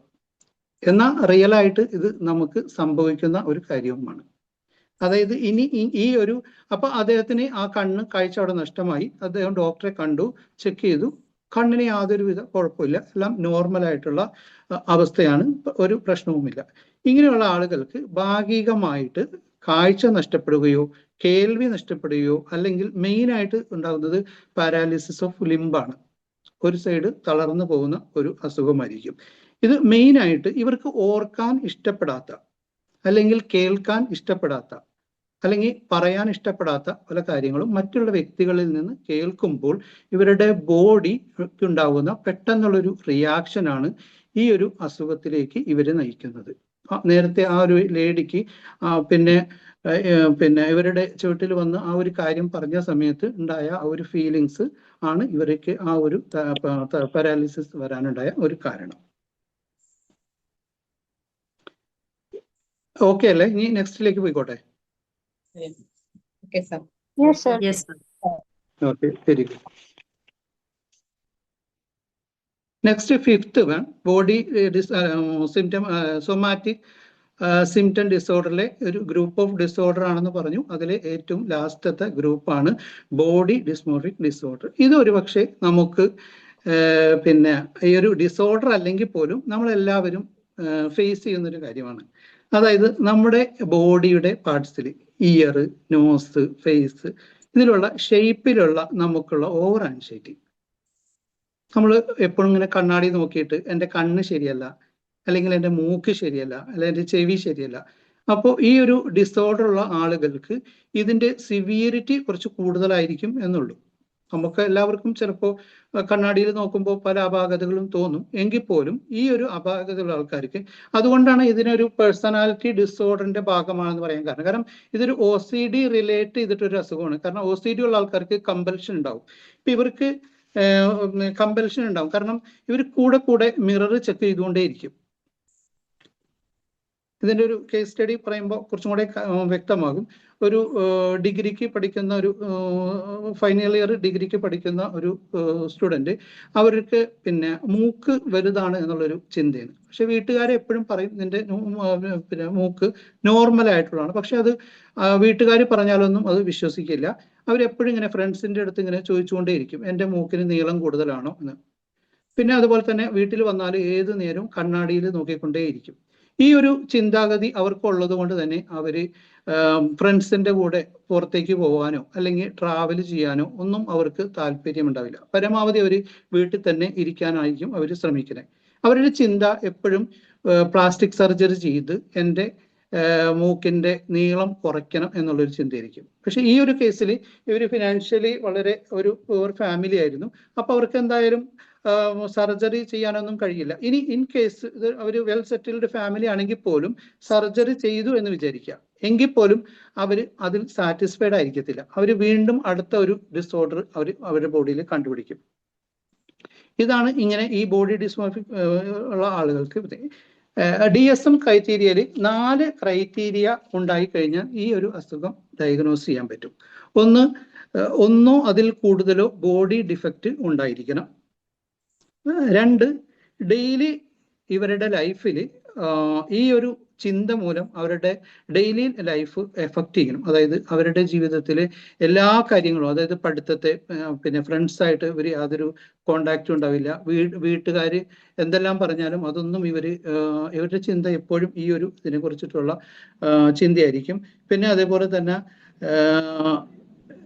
റിപ്പീറ്റേറ്റീവ് ബിഹേവിയർ, ഞാൻ നേരത്തെ പറഞ്ഞു, അവർ കൂടെ കൂടെ കണ്ണാടി നോക്കുക, മേക്കപ്പ് ചെയ്യുക, പിന്നെ സീക്കിംഗ് റീഅഷുറൻസ്, അതായത് ഡോക്ടർ നോർമലാണെന്ന് പറഞ്ഞാൽ പോലും ആ പറയുന്ന സമയത്ത് അവർക്ക് ജസ്റ്റ് ഒരു ഹാപ്പിനെസ് ഉണ്ടാകും. പക്ഷെ വിത്തിൻ അവേഴ്സ് അവർ ആ ഒരു ഹാപ്പിനെസ് അവർ മാറ്റിയിട്ട് ഇത് ഡോക്ടറിന് തെറ്റുപറ്റിയതാകാം എന്നുള്ള ആ ഒരു ചിന്തയായിരിക്കും അവർക്ക്.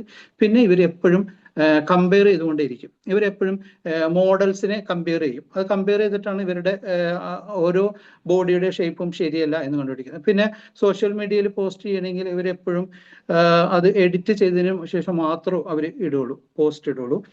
പിന്നെ അതുപോലെ തന്നെ ഡയഗ്നോസിസ് കൺഫേം ചെയ്യാൻ പാടില്ല. അതായത് എക്സാമ്പിൾ, ഇപ്പോൾ ഒരു ബോഡിയുടെ ഓവർ വെയ്റ്റിനെ കുറിച്ചിട്ടായിരിക്കും ചില ആൾക്കാർക്ക് പിന്നെ സ്ട്രെസ് ആയിരിക്കുന്നത്. പക്ഷെ ചില ആൾക്കാർക്ക് ഈ ഈറ്റിംഗ് ഡിസോർഡർ ഉള്ള ആളുകൾക്ക് അനോറക്സിയ നെർവോസ എന്ന് പറഞ്ഞ അസുഖം ഉണ്ടാവും. അപ്പൊ അത് ഉണ്ടോ ഇല്ലയെന്ന് കൺഫേം ചെയ്തതിന് ശേഷം മാത്രമായിരിക്കണം ഈ ഒരു ബോഡി ഡിസ്മോർഫിക് ഡിസോർഡർ കൺഫേം ചെയ്യാൻ പാടുള്ളൂ. ഇതാണ് ബോഡി ഡിസ്മോർഫിക് ഡിസോർഡർ ഉണ്ട് എന്ന് ഒരു വ്യക്തിക്ക് കൺഫേം ചെയ്യേണ്ട ക്രൈറ്റീരിയകൾ. ഇനി നമുക്ക് ഈ ഒരു അസുഖം എന്താണ് ഇതിന്റെ കാരണങ്ങൾ, ഇതിനെക്കുറിച്ച് ഒന്ന് നോക്കാം. അതിന് മെയിനായിട്ട് ബയോളജിക്കൽ ഫാക്ടേഴ്സ് ആദ്യം നമുക്ക് നോക്കാം. നമ്മുടെ ബോഡിയിലെ ഇമോഷൻസ് കൺട്രോൾ ചെയ്യുന്ന ലിംബിക് സിസ്റ്റവും അതുപോലെ തന്നെ നമ്മുടെ സെൻസേഷനെ കൺട്രോൾ ചെയ്യുന്ന മോട്ടോർ കോർട്ടെക്സും തമ്മിലുള്ള കമ്മ്യൂണിക്കേഷൻ പ്രോബ്ലമാണ്. അതായത് റോങ് ആയിട്ട് നമ്മുടെ ബ്രെയിൻ സിഗ്നൽ പാസ് ചെയ്യും. ആ സമയത്താണ് ഇപ്പൊ നമ്മൾ കൺവേർഷൻ ഡിസോർഡറിലൊക്കെ കണ്ടു. അതായത് ആ തോട്ട്സ് വന്ന സമയത്ത് തന്നെ അത് ബോഡി അവിടെ കമ്മ്യൂണിക്കേഷൻ, പിന്നെ ഇവരുടെ ന്യൂറോളജിക്കൽ പിന്നെ ഇവരുടെ ന്യൂറോളജിക്കൽ ഡിഫക്റ്റ് ഭാഗത്തേക്കാണ് അത് കമ്മ്യൂണിക്കേഷൻ പാസ് ചെയ്തത്. അപ്പൊ ആ ഒരു സംഭവം. പിന്നെ അതുപോലെ തന്നെ ജനറ്റിക് ഫാക്ടറും ചെറിയ രീതിയിൽ പിന്നെ പല സ്റ്റഡികളിലും ആധികാരികമായിട്ട് ജനറ്റിക് സ്റ്റഡി പറയുന്നില്ലെങ്കിൽ പോലും പാരൻസിന് ഇത് ഉണ്ടായിക്കഴിഞ്ഞാൽ നമുക്കും വരാൻ ചാൻസ് കൂടുതലാണ്. പിന്നെ കൂടുതലായിട്ടും വളരെ ഈ എന്താ പറയുക വൾണറബിൾ പേഴ്സണാലിറ്റി, അതായത് ദുർബലമായ മനസ്സ് ഉള്ള ആളുകൾക്ക്, അതായത് വീക്കായിട്ടുള്ള ആൾക്കാർക്കാണ് ഇങ്ങനെയുള്ള അസുഖങ്ങൾ കൂടുതൽ വരാൻ സാധ്യത. പിന്നെ അതേപോലെ തന്നെ ലോ സ്ട്രെസ് ടോളറൻസ്, അതായത് ഈസി ആയിട്ട് പല കാര്യങ്ങളും ഹാൻഡിൽ ചെയ്യാവുന്ന സിറ്റുവേഷൻ ഉണ്ടെങ്കിൽ പോലും അവർക്കത് ചെയ്യാൻ ബുദ്ധിമുട്ടായിരിക്കും. അങ്ങനെ ലോ സ്ട്രെസ് ടോളറൻസ് ഉള്ള ആളുകൾക്കും ഈ ഒരു ഡിസോർഡർ വരാൻ ചാൻസ് കൂടുതലാണ്. പിന്നെ അതുപോലെ തന്നെ ഇമോഷണൽ ഇൻസ്റ്റെബിലിറ്റി ഉള്ള ആൾക്കാർക്കും, അതായത് പല സമയത്ത് പല ഇമോഷൻസ് റിഫ്ലക്റ്റ് ചെയ്യുന്ന ആളുകളിലും ഈ ഒരു അസുഖം ഉണ്ടാകാൻ ചാൻസ് കൂടുതലാണ്. അതുപോലെ തന്നെ ലോ സെൽഫ് എസ്റ്റീം, അതായത് ഇവര് എപ്പോഴും നേരത്തെ പറഞ്ഞ പോലെ ഞാൻ വളരെ വീക്കാണ്, അതുപോലെ തന്നെ എനിക്കൊരു സേഫ്റ്റി ഇല്ല എന്നുള്ള ഒരു ചിന്താഗതി ഉള്ള ആളുകൾക്ക് ക്രമേണ ഇങ്ങനെയുള്ള ചെറിയ ചെറിയ അസുഖങ്ങളൊക്കെ വരുമ്പോൾ ഇങ്ങനെ ഒരു ഡിസോർഡറിലേക്ക് പോകാൻ സാധ്യതയുണ്ട്. ഇനി നമുക്ക് രണ്ടാമത്തത് പിന്നെ റീസൺസ് സൈക്കോളജിക്കലാണ്. സൈക്കോളജിക്കലിൽ ഏറ്റവും മെയിൻ ആയിട്ടുള്ളത് സൈക്കോ അനലിറ്റിക്കൽ ഫാക്ടറാണ്. അതിൽ പിന്നെ അതായത് നമ്മളുടെ മെന്റൽ ഡിപ്രഷന് ഉണ്ടാകുന്ന ഒരു സാഹചര്യത്തിൽ മൈൻഡ് റിലാക്സ് ചെയ്യാൻ വേണ്ടിയിട്ട് നമ്മളുടെ ആ ഒരു ഗിൽറ്റി ഫീലിങ്സ് ഉണ്ടല്ലോ, അതിനെ ബോഡിയിലേക്ക് റിഫ്ലക്റ്റ് ചെയ്യും. ഒരു ചെറിയൊരു എക്സാമ്പിൾ പറയുമ്പോൾ അത് കുറച്ചും കൂടെ വ്യക്തമാവും. അതായത് ഒരു മകൾക്ക് പിന്നെ അച്ഛൻ ഒരുപാട് നാളായിട്ട് കിടപ്പിലായിരുന്നു, അമ്മ ഇല്ല. അപ്പോൾ ഒരുപാട് നാള് ഈ അച്ഛനെ ഈ മകള് നോക്കി. പക്ഷെ ഈ ഒരുപാട് നോക്കിക്കൊണ്ടിരിക്കുന്ന സമയത്ത് ഇവർക്ക് പുറത്തു പോകാനോ ഇവരുടെ കാര്യങ്ങൾ ചെയ്യാനോ ഒന്നും സമയം കിട്ടാറില്ല. അപ്പോൾ മാനുഷിക അവസ്ഥയാണ്, അവര് ചിന്തിച്ചു പോകും, അച്ഛൻ മരണപ്പെട്ടിരുന്നെങ്കിൽ എനിക്ക് പുറത്തു പോകായിരുന്നു, എൻ്റെ കാര്യങ്ങൾ നോക്കായിരുന്നു. അപ്പൊ അങ്ങനെ ഇവരങ്ങനെ ചിന്തിക്കുമായിരുന്നു. പക്ഷെ ഇവരിങ്ങനെ ചിന്തിച്ചതിന് ശേഷം പെട്ടെന്ന് ഇവരുടെ അച്ഛൻ മരണപ്പെട്ടു. പക്ഷെ അച്ഛൻ മരണപ്പെട്ടതിന് ശേഷം ഇവർക്ക് ഭയങ്കര ഒരു ഗിൽറ്റി ഫീലിങ്സ്, ഞാൻ അങ്ങനെ ചിന്തിക്കരുതായിരുന്നു എന്ന്. അങ്ങനെ ഇവരുടെ ആ ഒരു ചിന്ത ഇവരുടെ മനസ്സിന് ഭയങ്കര ഒരു ഷോക്കായി. നേരത്തെ പറഞ്ഞതുപോലെ അവര് ഒരു ദിവസം രാത്രി ഉറങ്ങിയ സമയത്ത് നേരം വെളുത്തെണിക്കുമ്പോൾ ഇവർക്ക് ഇതേപോലെ പാരാലിസിസ് സംഭവിച്ചു. പക്ഷെ ഇവിടെയും ഇവരുടെ ആ ഒരു ഫീലിങ്സ് അതിലവർ സന്തോഷം കണ്ടെത്തുക ചെയ്തത്. അതുകൊണ്ടാണ് സൈക്കോ അനലിറ്റിക് കേസിൽ ഇതൊരു ഗെയിൻ, അതായത് പ്രൈമറി ഗെയിൻ ഉണ്ട്, സെക്കൻഡറി ഗെയിൻ ഉണ്ട്. ഇതിനെ പ്രൈമറി ഗെയിൻ്റെ കൂട്ടത്തിലാണ് ഉൾപ്പെടുത്തുന്നത്. ഇനി നമുക്ക് സെക്കൻഡറി ഗെയിൻ എന്താണെന്ന് നോക്കാം. സെക്കൻഡറി ഗെയിൻ ഞാൻ നേരത്തെ ഒരു പിന്നെ സൂപ്പർവൈസറിന് കണ്ണ് നഷ്ടപ്പെട്ട കഥ പറഞ്ഞില്ലേ. അപ്പോൾ അതുപോലെ ഈ ചില ആളുകൾ അവർക്ക് കണ്ണിന്റെ കാഴ്ച നഷ്ടപ്പെട്ടു എന്ന് പറയുമെങ്കിൽ പോലും അവർക്ക് വീട്ടിൽ നിന്നുള്ള റെസ്പോൺസിബിലിറ്റി അതിൽ നിന്ന് ഒഴിവാകാൻ പറ്റും.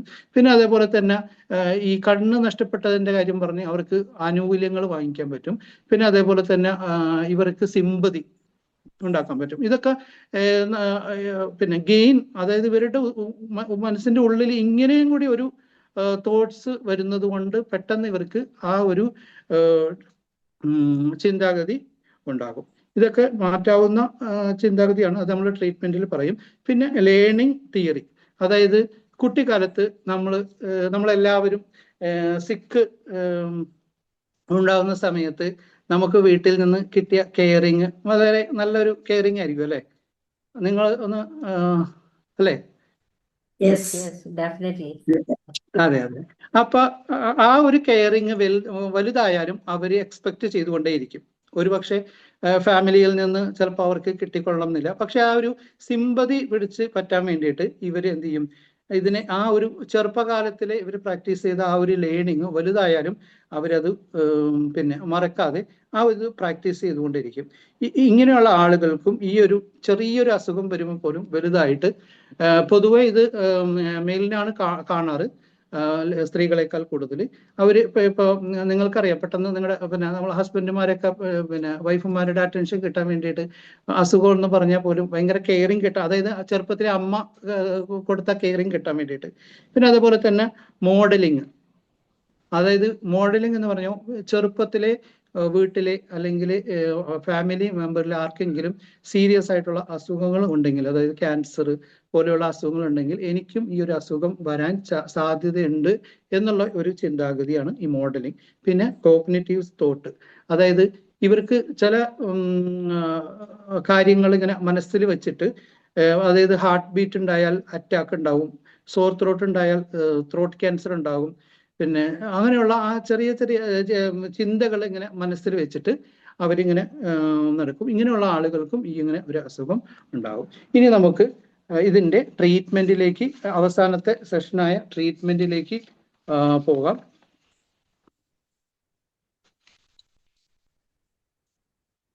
എല്ലാവരും ഫോളോ ചെയ്യുന്നുണ്ടല്ലോ അല്ലേ? Yes, sir. ഓക്കെ. ട്രീറ്റ്മെന്റ് ഇങ്ങനെയുള്ള ആളുകൾക്ക് സത്യത്തിൽ ഭയങ്കര ബുദ്ധിമുട്ടായിരിക്കും. കാരണം ഇവരുടെ ഒരു ബോഡി ലൊക്കേഷനൊന്നും മാത്രം ട്രീറ്റ് ചെയ്താൽ പോരല്ലോ. ഇവർക്ക് ബോഡി ഡിഫറെന്റ് ലൊക്കേഷനിൽ സിംറ്റംസ് ഉണ്ടാവും, എന്നാൽ ആക്ച്വൽ ആയിരിക്കത്തില്ല. അപ്പൊ അതുകൊണ്ട് ഇവർക്ക് ഭയങ്കര ട്രീറ്റ്മെന്റ് വളരെ ബുദ്ധിമുട്ടാണ്. മെയിൻ ആയിട്ട് ഇവർക്ക് ട്രീറ്റ്മെന്റ് കിട്ടേണ്ടത് ഫാമിലിയിലെ സപ്പോർട്ടാണ്. അതായത് ചെറിയൊരു ചിന്ത വരുമ്പോൾ പോലും നമുക്ക് അവരുടെ ഫാമിലി മെമ്പേഴ്സ് അവരൊപ്പം നിന്നിട്ട് അവരുടെ ചിന്താഗതികളെ മാറ്റം ചെയ്യാൻ ഫാമിലി സപ്പോർട്ട് വളരെ എഫക്റ്റീവാണ് ഇതിന്റെ ട്രീറ്റ്മെന്റിൽ. പിന്നെ ഉള്ളത് കോഗ്നിറ്റീവ് തോട്ട്സ് ആണ്, CBT ആണ്. CBT ഒരുപക്ഷെ നിങ്ങളെല്ലാം പഠിച്ചു കാണും. അവരുടെ ആ ഒരു നെഗറ്റീവ് തോട്ട്സിനെ റീപ്ലേസ് ചെയ്ത് അവരുടെ പോസിറ്റീവ് ചിന്താഗതി കൊണ്ടുവരുന്ന ഒരു ട്രീറ്റ്മെന്റ് ആണ്. അതിൽ ഹൈപ്പോകോൺട്രിയാസ്, ബോഡി ഡിസോർഡർ ഇതെല്ലാം വളരെ എഫക്റ്റീവ് ആണ് CBT. പിന്നെ ബിഹേവിയറൽ തെറാപ്പി, അതായത് പേഷ്യൻസ് എന്ന ആ ഒരു റോള് മാറ്റിയിട്ട് ഇവർ പേഷ്യൻസ് എന്നുള്ള ഒരു ലേബൽ ഇവരിൽ നിന്ന് മാറ്റിയിട്ട് നോർമലാണ് എന്നുള്ള ഒരു ഇത് കാണിക്കാൻ വേണ്ടി അവർക്ക് റെസ്പോൺസിബിലിറ്റി കൊടുക്കുക, അവരെയും കൊണ്ട് ജോലികൾ ചെയ്യിപ്പിക്കുക, ഇങ്ങനെയുള്ള കാര്യങ്ങളൊക്കെ ചെയ്തിട്ടുണ്ടെങ്കിൽ പതുക്കെ പതുക്കെ അവർ ജീവിതത്തിലേക്ക്, ഈ ഒരു ചിന്താഗതിയിൽ നിന്ന് ജീവിതത്തിലേക്ക് തിരിച്ചു കൊണ്ടുവരാൻ കഴിയും. പിന്നെ അതേപോലെ തന്നെ സൈക്കോ അനാലിസിസ് നേരത്തെ പറഞ്ഞു. പിന്നെ അൺകോൺഷ്യസ് ആയിട്ടുള്ള മെയിൻ ആയിട്ടുള്ള ഇതിന്റെ കാരണം ഇതാണ്. അവരുടെ അൺകോൺഷ്യസ് മൈൻഡിൽ കിടക്കുന്ന ആ ഒരു കോൺഫ്ലിക്റ്റ് കണ്ടെത്താൻ കഴിഞ്ഞാൽ, ഇത് എത്രയും പെട്ടെന്ന് കണ്ടെത്താൻ കഴിഞ്ഞാൽ അത്രയും പെട്ടെന്ന് ഇവരുടെ ആ ഒരു തോട്ട്സ് നമുക്ക് മാറ്റാൻ കഴിയും. പിന്നെ ഇനി നമുക്ക് ഈ ഒരു അസുഖം വന്നു കഴിഞ്ഞിട്ടുണ്ടെങ്കിൽ ഇന്നത്തെ നമ്മുടെ ആധുനിക കാലഘട്ടത്തിൽ AI പോലെയുള്ള ഈ ഒരു കാലഘട്ടത്തിൽ മെന്റൽ ഹെൽത്തിനെ മോണിറ്റർ ചെയ്യാൻ വേണ്ടിയിട്ട് ഒരുപാട് കാര്യങ്ങളുണ്ട്. നമുക്ക് ഈ AI, അതായത് വെസ്റ്റേൺ കൺട്രീസിലൊക്കെ AI ഡയഗ്നോസിസ് ഉണ്ട്. അതായത് നമ്മുടെ ബോഡിയിൽ ഫിസിക്കൽ ചേഞ്ചസ് വരുന്ന സമയത്ത് അതിനെ അനാലിസിസ് ചെയ്തിട്ട്, അതായത് നമ്മുടെ പാറ്റേൺ റെക്കഗ്നിഷന്, അതുപോലെ തന്നെ ഫേഷ്യൽ എക്സ്പ്രഷന്, പിന്നെ ഇതെല്ലാം മനസ്സിലാക്കിയിട്ട് നമുക്ക് ആൻസൈറ്റി ഉണ്ടോ ഡിപ്രഷൻ ഉണ്ടോ എന്ന് ഈ ഒരു AI ടൂൾസ് നമുക്ക് മനസ്സിലാക്കാൻ കഴിയും. അതിന് അതിൻ്റെതായ പല ഡിവൈസസും ഉണ്ട്. പിന്നെ രണ്ടാമത് ഡിജിറ്റൽ തെറാപ്പിയാണ്. അതായത് പേഷ്യന്റിന്റെ കറണ്ട് സിറ്റുവേഷനിൽ എന്താണോ മൂഡ് അത് നോക്കിയിട്ട് നമുക്ക് പറ്റിയ CBTയിൽ ഏത് ഒരു എക്സസൈസ് ആണോ നമുക്ക് വേണ്ടത് അത് നമ്മളുടെ AI നമുക്ക് പിന്നെ സെലക്ട് ചെയ്തു തരും. പിന്നെ വിർച്വൽ റിയാലിറ്റി, അതായത് നേരത്തെ പറഞ്ഞു പെയിൻ ഡിസോർഡർ ഉള്ള, അതായത് സിവിയർ പെയിൻ ഡിസോർഡർ ഒക്കെ വരുന്ന ആളുകൾക്ക് ഈ വിർച്വൽ റിയാലിറ്റി വളരെ ഹെൽപ്ഫുൾ ആണ്. കാരണം അവർക്കൊരു ഹെഡ്സെറ്റ് വെച്ച് കൊടുത്തിട്ട് അവരെ ഒരു കാം ആൻഡ് പീസ്ഫുൾ വേൾഡിലേക്ക് കൊണ്ടുപോവുകയാണ് ചെയ്യുന്നത്. അപ്പൊ ആ ഒരു പർട്ടിക്കുലർ ടൈം പീരീഡിൽ അവർക്ക് ആ ഒരു പെയിൻ എന്നുള്ളൊരു ഫീലിങ്സ് അവർക്ക് മാറിക്കിട്ടും. അവരെ വിർച്വൽ റിയാലിറ്റി. പിന്നെയുള്ളത് വിയറബിൾ ടെക്നോളജീസ്, അതായത് ഇന്ന് നമുക്ക് സ്മാർട്ട് വാച്ചുകളിലൊക്കെ നമുക്ക് ബയോ ഫീഡ്ബാക്ക് ഇൻട്രാക്ഷൻ, അതായത് നമുക്ക് നമ്മുടെ പൾസ് റേറ്റ് കൂടുമ്പോൾ അതിന് നമുക്ക് ഒരു സിഗ്നൽ തരുന്നു. പിന്നെ ECG ചെക്ക് ചെയ്യാനോ അല്ലെങ്കിൽ പിന്നെ നമ്മുടെ സ്ട്രെസ് ഹോർമോൺ അറിയാൻ പറ്റും. അങ്ങനെ കൂടുതൽ നമുക്ക് ബ്രീത്തിങ് എക്സസൈസിന് വേണ്ടിയിട്ടുള്ള റിക്വസ്റ്റ് നമ്മുടെ ഈ സ്മാർട്ട് വാച്ചുകൾ തരുന്നു. പിന്നെ അതുപോലെ തന്നെ സ്ലീപ്പിംഗ് ട്രാക്കിംഗ്, ഈ സ്ലീപ്പ് ടൈം നമ്മുടെ മെന്റൽ ഹെൽത്ത് ബോഡിയുടെ സിംറ്റം, നമ്മുടെ ബോഡി സിസ്റ്റമായിട്ട് നമ്മുടെ സ്ലീപ്പിന് വളരെയധികം ബന്ധമുണ്ട്. അതിൻ്റെ ഒരു റിലേഷൻ ഈസി ആയിട്ട് നമുക്ക് മനസ്സിലാക്കാൻ കഴിയുന്നു. അപ്പോൾ ഇതൊക്കെയാണ് ഇതിൻ്റെ ട്രീറ്റ്മെന്റ് കാര്യങ്ങൾ. ഇനി ഞാനിതിനെ വൈൻഡപ്പ് ചെയ്യാണ്. പിന്നെ ഇപ്പൊ നമ്മൾ പറഞ്ഞത് സൊമാറ്റിക് സിംറ്റം ഡിസോർഡർ ആണ്. അതിൻ്റെ ടൈപ്സ് പറഞ്ഞു, 5 ടൈപ്പ് ഉണ്ട് മെയിനായിട്ട്. പിന്നെ അതിൻ്റെ കാരണങ്ങൾ പറഞ്ഞു, ട്രീറ്റ്മെന്റ് പറഞ്ഞു. ഇപ്പോൾ എല്ലാവർക്കും ഈ ക്ലാസ് വളരെ ഉപകാരപ്രദമായി എന്ന് വിശ്വസിക്കുന്നു. എന്നെ ശ്രവിച്ച എല്ലാവർക്കും ഒരുപാട് നന്ദി. നിങ്ങൾക്ക് ഇതിൻ്റെ ഫീഡ്ബാക്കുകൾ അറിയിക്കാം. Thank you so much.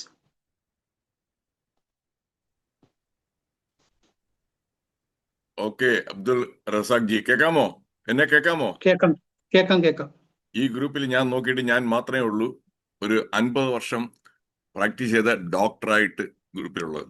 50 വർഷം നാട്ടിലും ഇംഗ്ലണ്ടിലും അമേരിക്കയിലും. ഈ ടോപ്പിക്ക് വളരെ വളരെ റിലവൻ്റ് ആണ്. റിലവൻ്റ് എന്ന് പറഞ്ഞാൽ ഓവർ റിലവൻ്റ് എന്ന് പറയാം. ഞാനിപ്പോൾ കാണുന്നത് താങ്ക് യു സർ. എസ്പെഷ്യലി മലയാളികൾക്കാണ്. ഞാൻ പ്രത്യേകിച്ച് പറഞ്ഞ മലയാളികൾക്കാണ്. അല്ലേ, അവിടെ അക്ഷരാഭ്യാസമാണുള്ളത്, വിദ്യാഭ്യാസം ഇല്ല. വിദ്യാഭ്യാസവും അക്ഷരാഭ്യാസവും തമ്മിൽ തെറ്റി മിക്കവരും കൺഫ്യൂസ് ചെയ്യാണ്. ഒരുപാട് ഈ ആരോഗ്യത്തിനെ കുറിച്ചുള്ള മാസികകളും കേരളത്തിൽ മാത്രമേ ഉള്ളൂ. ആരോഗ്യ കൗമുദി, ആരോഗ്യ ഭൂമി, ആരോഗ്യ രമ, ആരോഗ്യ രഞ്ജിനി, ആരോഗ്യം എന്ന് പറഞ്ഞു എല്ലാം. വേറെ ഒരു സംസ്ഥാനത്തും ഇല്ല. ഇതിലെല്ലായിടത്തും വായിക്കും. എന്നിട്ട് ഉച്ചയ്ക്കാണെന്നുണ്ടെങ്കിൽ ഒരു അരമണിക്കൂർ നേരം മിക്ക TV ചാനലിലും ഒരു പൾസ് അല്ലാത്തത് ഇങ്ങനെ ഡോക്ടറായിട്ടൊക്കെ. ഇതിലെല്ലാം ഒരു തലവേദന തന്നെ വരുമ്പോൾ ഇത് ഞാൻ ഫസ്റ്റ് ഹാൻഡ് എക്സ്പീരിയൻസ് വെച്ച് പറയാണ്, വെറും തിയറി അല്ല. ഒരു തലവേദനയെ കുറിച്ച് ഒരു ന്യൂറോളജിസ്റ്റിന്റെ ഏതെങ്കിലും ഒരു റൈറ്റപ്പ് കാണും. ഇപ്പൊ ന്യൂറോളജിസ്റ്റ് എഴുതും, ആ തലവേദന മൈഗ്രെയിൻ ആയിരിക്കാം, ഇങ്ങനെ ആയിരിക്കാം, അത് ചിലപ്പോൾ ബ്രെയിൻ ട്യൂമറും. അവസാനം എഴുതുന്നതാണ് ബ്രെയിൻ ട്യൂമർ ഉണ്ടെങ്കിൽ അതും തലവേദന ആയിരിക്കാം, അതിന് കൂടുതലായിട്ട് പരിശോധന, CT സ്കാനും ഇങ്ങനെയൊക്കെ എടുത്തു കഴിഞ്ഞാൽ അറിയാൻ പറ്റും. ഇനി റിയൽ എക്സാമ്പിൾ, ഞാൻ നാട്ടിൽ 5.5 കൊല്ലം ഉണ്ടായിരുന്നു, 2009 മുതൽ 2015 വരെ. എൻ്റെ ഒരു ഫ്രണ്ട് ന്യൂറോളജിസ്റ്റാണ്, ഒരു ഹോസ്പിറ്റലിൽ വർക്ക് ചെയ്യുന്നു. ഞാൻ എൻ്റെ ഫ്രണ്ട് ചുമ്മാ കാഷ്വലായിട്ട് അവിടെ ചെന്നൊന്ന് കാണാനായിട്ട് പോയതിനെ പുള്ളിക്കാരൻ എന്നെ അവിടെ ഇരിക്കാൻ പറഞ്ഞു. ഒരു പേഷ്യൻ്റ് വരുന്ന കപ്പിൾ, ഭാര്യയും ഭർത്താവും. ആ ഭാര്യയ്ക്ക് 38 വയസ്സ്, ഭർത്താവിന് ഒരു 40-42 വയസ്സെല്ലാം കാണും. എന്താണ് തലവേദന? അപ്പൊ ഞാനിത് കേട്ടുകൊണ്ടിരിക്കുക. എൻ്റെ ഫ്രണ്ട് ന്യൂറോളജിസ്റ്റ് ആ ഹിസ്റ്ററി എല്ലാം എടുക്കുന്നു. അടുത്തൊരു 10 മിനിറ്റ് പറഞ്ഞു, പേടിക്കാനൊന്നുമില്ല കേട്ടോ, ഇതിനെ ഒരു ജസ്റ്റ് ഒരു ടെൻഷൻ ഹെഡേക്കാണ്, ഒരു ഗുളിക തരാം, 2 ആഴ്ച കഴിച്ചിട്ട് കുറഞ്ഞില്ലെങ്കിൽ മാത്രം വന്നാൽ മതി, 2 ആഴ്ച ആകുമ്പോൾ കഴിക്കണ്ട. അപ്പോഴൊന്നിന് ആ ഹസ്ബൻഡ് ചോദിക്കുകയാണ്, ഡോക്ടറെ ഒരു CT സ്കാൻ ഒന്ന് വേണ്ടേ, CT സ്കാൻ. അപ്പോഴെന്റെ ഫ്രണ്ട് പറഞ്ഞില്ല, CT സ്കാൻ വേണ്ട. അല്ല, അവൾക്ക് പേടിയാണ്, അവൾക്ക് ഈ ബ്രെയിൻ ട്യൂമർ ആണോ എന്നുള്ളത്. ഉടനെ എൻ്റെ ഫ്രണ്ട് പ്രിസ്ക്രിപ്ഷൻ ഒരു CT സ്കാൻ എഴുതി കൊടുക്കുക വിടുന്നു. മിക്കവർക്കും പൊതുജനത്തിന് അറിഞ്ഞുകൂടാത്ത ഒരു ഫാക്ട് ഈ ഇരിക്കുന്ന എല്ലാവരും ശ്രദ്ധിച്ചു കേൾക്കണം. ഒരു CT സ്കാൻ ഒരു 100 മുതൽ 200 ചെസ്റ്റ് എക്സ്റേ എടുക്കുന്ന അത്രയും റേഡിയേഷൻ ആണ് വരുന്നത്. റേഡിയേഷന്റെ ഡാമേജ്. CT സ്കാൻ ഒരു ഓർഡിനറി ഇതല്ല, പേടിക്കാനില്ലാത്ത ഇൻവെസ്റ്റിഗേഷൻ അല്ല. ആ ഒരു റേഡിയേഷൻ പുള്ളി എഴുതി കൊടുത്തു. അത് പോയോടെ തന്നെ ഞാൻ ചോദിച്ചു എൻ്റെ ഫ്രണ്ടിൻ്റെ അടുത്ത്, എന്തിനാണ് ഇപ്പൊ നിങ്ങൾ ഇങ്ങനെ CT സ്കാൻ എഴുതി കൊടുത്തത്? പുള്ളി പറഞ്ഞു, വേണു ഞാൻ മടുത്തു, ഇവരുടെ അടുത്തൊക്കെ പറഞ്ഞ് മനസ്സിലാക്കാൻ പറ്റത്തില്ല. അവർ വരുന്നത് തന്നെ ആദ്യമേ അവർ തന്നെ ഒരു ഡയഗ്നോസ് ആയിട്ടാണ് വരുന്നത്, ബ്രെയിൻ ട്യൂമർ ആണെന്നുള്ള അവരുടെ ഡയഗ്നോസിസ്. എന്നിട്ട് CT സ്കാനും വേണം. ഞാനിപ്പോ CT സ്കാൻ എഴുതിയില്ല എന്നുണ്ടെങ്കിൽ അവർ അടുത്ത ന്യൂറോളജിസ്റ്റിന്റെ അടുത്ത് പോകും, അയാളെ എഴുതി കൊടുക്കും. അപ്പൊ ഞാനൊരു പേഷ്യന്റിനെ ഞാൻ നഷ്ടപ്പെടും. എന്തിനു ഞാൻ നഷ്ടപ്പെടണം? ഞാനായിട്ട് ചെയ്തില്ല, അവർ ചോദിച്ചു, ഞാൻ എഴുതി കൊടുത്തു. എന്നിട്ട് ആ CT സ്കാൻ കഴിഞ്ഞിട്ട് ഞാൻ വിളിച്ച് ചോദിച്ചു എൻ്റെ ഫ്രണ്ടിന്റെ അടുത്ത് അടുത്ത ദിവസം, CT സ്കാനിൽ ഉണ്ടായിരുന്ന നോർമൽ, അറിയാമല്ലോ CT സ്കാൻ നോർമൽ. 2,500 രൂപയും പോയി കിട്ടി, റേഡിയേഷനും കിട്ടി. എന്നിട്ട് അവർ അൺഹാപ്പി. കാര്യം 2,500 രൂപ പോയി കേട്ടോ, നോർമൽ ആയപ്പോ ഹാപ്പി അല്ല. CT സ്കാൻ റിസൾട്ട് നെഗറ്റീവ് ആയപ്പോഴും അവർ ഹാപ്പി അല്ല. 2,500 രൂപ പോയി കിട്ടി. ഇതാണ് ഒരു എക്സാമ്പിൾ. ഇതേപോലെ ഈ ദിവസവും ഇവര് മാനേജ് ചെയ്യാനായിട്ട് വലിയ പ്രയാസമാണ്. ഈ സൈബർ ഇതിൽ പോയിട്ട് നോക്കിയിട്ട് ഇവർ തന്നെ സ്വയം അവിടെ ഒരുപാട് DDRC, മെട്രോ എന്നൊക്കെ പറഞ്ഞ് തൈറോ കെയർ ലാബുകളെല്ലാം ഉണ്ട്. അവിടെ എല്ലാം ചെന്ന് എല്ലാ ടെസ്റ്റും ചെയ്തിട്ട് 2,000-3,000 രൂപ. ഈ ടെസ്റ്റ് ചെയ്യുമ്പോൾ ലാബ് റിസൾട്ട് ഒരു 20 ടെസ്റ്റ് ചെയ്യുമ്പോഴായിട്ട് 3-4 എണ്ണം ഔട്ട്സൈഡ് ദി നോർമൽ റേഞ്ച് ആയിരിക്കും. ഔട്ട്സൈഡ് നോർമൽ റേഞ്ച്, പേടിക്കേണ്ട ആവശ്യമില്ല. പക്ഷേ ഇവർ ഡോക്ടർ അല്ലല്ലോ, ഇവർ അത് അബ്നോർമൽ റേഞ്ച് മാറി എന്ന് പറഞ്ഞ് നോക്കുമ്പോൾ ലിവർ എൻസൈമിന്റെ 40 വരെയാണ് അപ്പർ ലിമിറ്റ്, 45. ഉടനെ പിന്നെ 45-ന് വേണ്ടിയിട്ട് ഗൂഗിൾ സെർച്ച് ചെയ്യും. ആ ഗൂഗിൾ സെർച്ച് ചെയ്യുമ്പോൾ ലിവറിന് ചിലപ്പോൾ ക്യാൻസർ ആയിരിക്കാം, ലിവറിന് സിറോസിസ് ആയിരിക്കാം. എന്നെ അടുത്ത അവിടുത്തെ ഡോക്ടറെ അടുത്ത് വരുന്നു. അങ്ങനെ എൻ്റെ ഒരു ഫ്രണ്ട് ഉണ്ട്. അവൻ ഫ്രണ്ട് അടുത്ത് ഞാൻ ചോദിച്ചോണ്ട് എങ്ങനെയുണ്ട്, ആദ്യം പുള്ളി പറഞ്ഞു എനിക്ക് ആദ്യമൊക്കെ വലിയ ഇറിറ്റേഷൻ ആയിരുന്നു, ഇങ്ങനെ അവരെന്നെ ചെയ്തു. ഇപ്പം എനിക്ക് ഹാപ്പിയാണ്. എന്താണ്, എനിക്ക് ഫ്രീ ആയിട്ട് കൺസൾട്ടേഷൻ കിട്ടില്ലേ, ഒരു 300 രൂപ ഒന്നും ചെയ്യണ്ടല്ലോ വന്നേക്ക് കുറച്ച് നേരം ഒന്നിച്ച് 5 മിനിറ്റ് ഇത് പേടിക്കണ്ട കേട്ടോ, ഇങ്ങനെ 300 രൂപ കിട്ടുന്നുണ്ട്. So that is what is happening. ഈ ഇരിക്കുന്ന കുറച്ച് പേരെങ്കിലും, നിങ്ങളിൽ കുറേ പേര്, ഐ എം ഷുവർ, ഞാൻ 100% ഉറപ്പ് പറയാം, നിങ്ങളിൽ കുറേ പേർക്ക് ഇതേപോലുള്ള ഈ പറഞ്ഞ ഈ ഹൈപ്പോകോൺട്രിയാസിസും സൊമാറ്റോഫോം ഡിസോർഡറും ഉണ്ട്. ഇനിയെങ്കിലും ഞാൻ ഇത്രയും ആധികാരികമായിട്ട് പറഞ്ഞതും കൂടെ കേട്ടിട്ടെങ്കിലും ഒന്ന് ഗൂഗിൾ സെർച്ച് നിർത്തുക. ഡോക്ടർ ഗൂഗിളിനെ കൺസൾട്ട് ചെയ്യുന്ന പരിപാടി ആദ്യം നിർത്തുക. അസുഖം ഉണ്ടെങ്കിൽ ഒരു ഡോക്ടറെ അപ്പോയിന്റ്മെന്റ് എടുത്ത് കാണുക, ഡോക്ടർ പറയുന്ന ടെസ്റ്റ് ചേക്കുക, സ്വയമേ തീരുമാനിച്ചുകൊണ്ട് പോരുത്. ഈ ഉച്ചയ്ക്കുള്ള ഈ ഡോക്ടർ പൾസും കിൾസും എല്ലാം ഉണ്ടല്ലോ നോക്കരുത്. അവരെല്ലാം വരുന്നത് അവരുടെ ആശുപത്രിയിൽ പ്രാക്ടീസിന് ആളെ പിടിക്കാനാണ്. അവരുടെ ആശുപത്രിയിൽ കസ്റ്റമറിനെ പിടിക്കാൻ വേണ്ടിയിട്ടാണ് അവർ വരുന്നത്. അതും കൂടെ ഓർത്തോളാം. Okay, thank you. Welcome. Doctor അമേരിക്കയിലാണോ? ഞാൻ അമേരിക്കയിലാണ്. പക്ഷേ എനിക്ക് നാട്ടിലെ കാര്യങ്ങളെല്ലാം നല്ല സുന്ദരമായിട്ട് അറിയാം. വെച്ചാൽ ഞാൻ 2009 മുതൽ 2015 വരെ 6 വർഷം ഞാൻ നാട്ടിലുണ്ടായിരുന്നു. എൻ്റെ അച്ഛന് ചെറുതായിട്ട് വേറൊരു അസുഖം വന്നു. അച്ഛന് ഇരിക്കേണ്ട, പക്ഷേ എനിക്ക് അച്ഛൻ അപ്പോഴും പ്രായം 85 ആയ കാരണം ഞാൻ വിചാരിച്ചു അച്ഛനൊരു സന്തോഷവും സമാധാനവും ആട്ടെ എന്ന് പറഞ്ഞ് എൻ്റെ ഇവിടുത്തെ ജോലി രാജിവെച്ചിട്ട് 6 കൊല്ലം അച്ഛൻ്റെ കൂടെ നിന്നു. അപ്പോഴാണ് ഇവിടെ ഈ പറഞ്ഞ ഈ പല കലാപരിപാടികളും ഞാൻ കാണാനിടയായത്. അതുകൊണ്ട് നേരിട്ട് മെഡിക്കൽ കോളേജിൽ ഫിസിഷ്യൻ ആയിരുന്നല്ലോ. മെഡിക്കൽ കോളേജിൽ അത് വൺസ് അപ്പോൺ എ ടൈം 1992 വരെ, 34 കൊല്ലത്തിന് മുമ്പ് വരെ ഞാൻ മെഡിക്കൽ കോളേജിൽ അവിടുത്തെ ഡിപ്പാർട്ട്മെന്റ് ഓഫ് മെഡിസിനിലെ ഫാക്കൽറ്റി ആയിരുന്നു. അത് കഴിഞ്ഞതിന് ശേഷം ഞാൻ ക്വിറ്റ് ഇന്ത്യ, നമ്മുടെ ഗാന്ധിജി പറഞ്ഞു ക്വിറ്റ് ഇന്ത്യ എന്ന്. അങ്ങനെ ഞാൻ ഇന്ത്യ വിട്ട് നേരെ ആദ്യം ഇംഗ്ലണ്ടിൽ പോയി, അവിടെ നിന്ന് MRCP എടുത്തു. ഇംഗ്ലണ്ടിൽ നിന്ന് അമേരിക്കയിൽ വന്നു, American board of Indian medicine.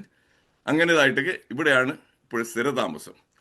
പക്ഷേ ഇതുമായിട്ട് ഇൻട്രസ്റ്റ് ആയതാണ്. എനിക്ക് നാട്ടിൽ എനിക്കൊരു 10-30ഓളം എൻ്റെ കൂടെ പഠിച്ചവരും എൻ്റെ സ്റ്റുഡൻസും അവരെല്ലാം അവിടെ നാട്ടിലുണ്ട്. അവരത്തേക്ക് ഞാൻ പലപ്പോഴും സംസാരിച്ച് നാട്ടിലെ കാര്യങ്ങളെല്ലാം കൃത്യം എനിക്കറിയാം.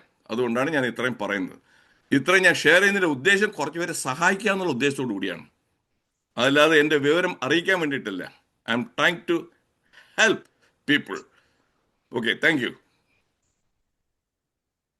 ഈ അനിൽ എന്ന് പറഞ്ഞ പുള്ളിക്ക് നിങ്ങൾക്ക് എന്നെ എങ്ങനെ അറിയാം? ഞാനിങ്ങനെ മെഡിക്കൽ കോളേജിൽ ഉണ്ടായിരുന്നുള്ളത് അറിയാം. നിങ്ങൾ എവിടെയാ? സാറേ, ഞാൻ പിന്നെ നമ്മൾ ഒരുമിച്ച് കുറെ നാള് പോസിറ്റീവ് കമ്മ്യൂണിലും മറ്റേ വേറെ കുറെ ഗ്രൂപ്പില് ട്രെയിനിങ്ങിലും ഒക്കെ പങ്കെടുത്ത ആളാണ്.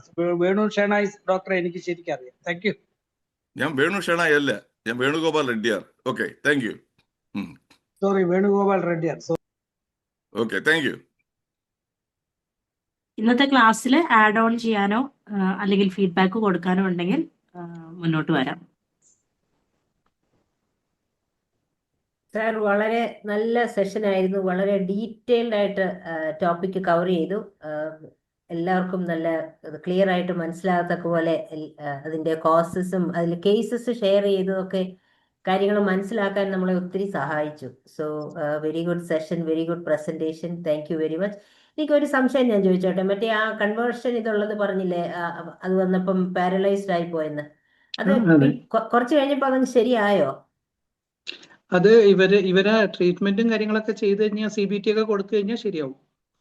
കാരണം റിയൽ അസുഖം അല്ലല്ലോ, അവരുടെ മനസ്സിന്റെ ചിന്താഗതിയാണല്ലോ. Okay okay, thank you very much sir. Congratulations, you did a very good job. പിന്നെ അബ്ദുൾ റസാഖ് സാറിന്റെ ക്ലാസ് വളരെ നന്നായിരുന്നു. അതായത് ഇപ്പൊ ഏതാണ്ട് റെഡ്ഡിയാർ സാർ പറഞ്ഞതുപോലെ തന്നെ ഈ നമ്മളിതെല്ലാം പറഞ്ഞെങ്കിൽ ഒരു 80-90% പേര് ഇതെല്ലാം ഫീൽ ചെയ്യുന്നുണ്ട് എന്നുള്ളതാണ് ഈ പറഞ്ഞ മാതിരി.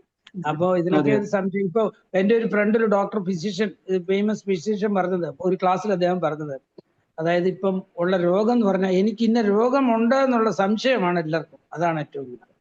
Okay, thank you very much. Sir പറഞ്ഞത് ഈ കെയറിന്റെ ഒരു കാര്യം എന്ന് പറഞ്ഞാല്, കുട്ടിക്കാലത്ത് വളരെ കുട്ടിക്കാലത്ത് ഒരു കുട്ടി ഉണ്ടായി, മറ്റേ കുട്ടി ഉണ്ടാകുമ്പോൾ, രണ്ടാമത്തെ കുട്ടി ഉണ്ടാകുമ്പോൾ രക്ഷകർത്താക്കളുടെ കെയർ അങ്ങോട്ട് പോകും. അപ്പൊ ഈ കുട്ടിക്ക് അസുഖം വരും, മറ്റേ മൂത്ത കുട്ടിക്ക് അസുഖം വരും. അസുഖം വരുമ്പോൾ വീണ്ടും കെയർ കിട്ടും.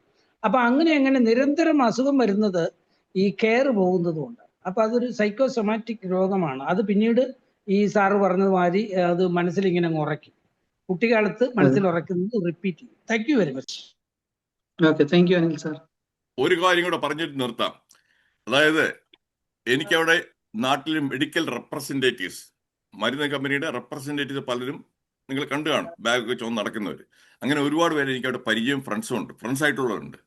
അപ്പോൾ അവർ പറഞ്ഞു വെച്ചാൽ ഇന്ത്യയിൽ സൈക്കോട്രോപിക് മെഡിസിൻസ്, അതായത് ആങ്സൈറ്റി, ഡിപ്രഷൻ, ഇങ്ങനെയുള്ള പല അസുഖങ്ങൾക്കുള്ള മരുന്നുകൾ 20% മരുന്നുകൾ ഇന്ത്യയിൽ മൊത്തം വിൽക്കുന്നതിന്റെ 20% വിൽക്കുന്നത് കൊച്ചി കേരളത്തിലാണ്. നോക്കിക്കൊള്ളേ, out of 29 states, 1 state 20% of all these medicines എന്താണ്?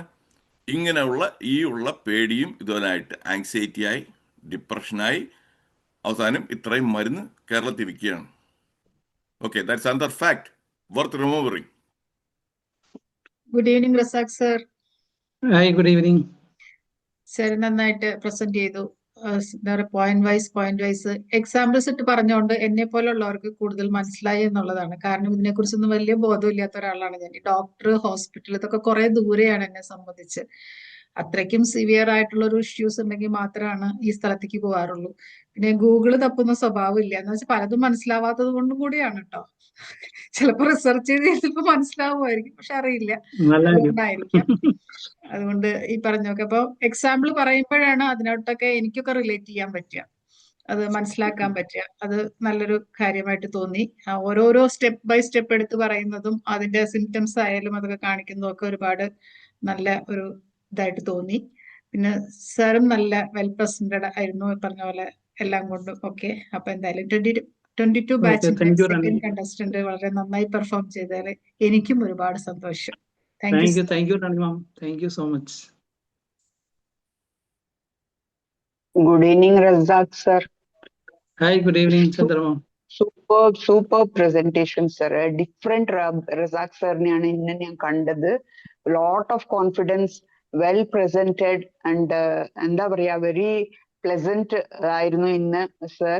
അതേ രീതിയിൽ ടോപ്പിക്കിന്റെ മാസ്റ്ററി ഉണ്ട് എന്നുള്ളത് ഫീൽ ചെയ്തു. You have the flow was there, നോളജിന്റെ ഫ്ലോ ഉണ്ടായിരുന്നു. ഓരോരോ ടോപ്പിക് സെപ്പറേറ്റ് ആയിട്ട് ഡിവൈഡ് ചെയ്തിട്ട് each one you gave example. ആ എക്സാമ്പിളിലെ ഞാനത് വരുമ്പോ മലയാളത്തിൽ ഏത് വേർഡ് യൂസ് ചെയ്യാൻ ഇങ്ങനെ അതിന്റെ ഇടയിൽ ആലോചിച്ചുകൊണ്ടിരിക്കുമ്പോ എനിക്ക് ഫീൽ ആയത് കൗതുക വാർത്ത എന്നൊരു, I think I had that feel.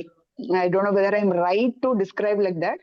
But എനിക്ക് കൗതുക വാർത്ത കേൾക്കുന്ന മാതിരി ഓരോ ഓഡിയൻസ്, ബിക്കോസ് എനിക്ക് ഇതിന് ടോപ്പിക് ഇസ് ലൈക്ക് റാണി മാം പറഞ്ഞ മാതിരി it is totally new for me. May be we don't think like that. അതുകൊണ്ടായിരിക്കാം ഈ മാതിരി സൊമാറ്റിക് സിംറ്റം ഡിസോർഡർ പറഞ്ഞത് ഞാൻ I M hearing it for the first time. So it was really very interesting. ഇനിയിപ്പോ നമ്മുടെ ഇടയിൽ നോളജ് കിട്ടിയല്ലോ, we can observe whether there is someone like this. then only I felt is in between എവിടെയോ speed കൂടി സാറുടെ എന്നുള്ളൊരു feel ആയി. എനിക്ക് catch ചെയ്യാൻ കുറച്ച് ബുദ്ധിമുട്ടായി.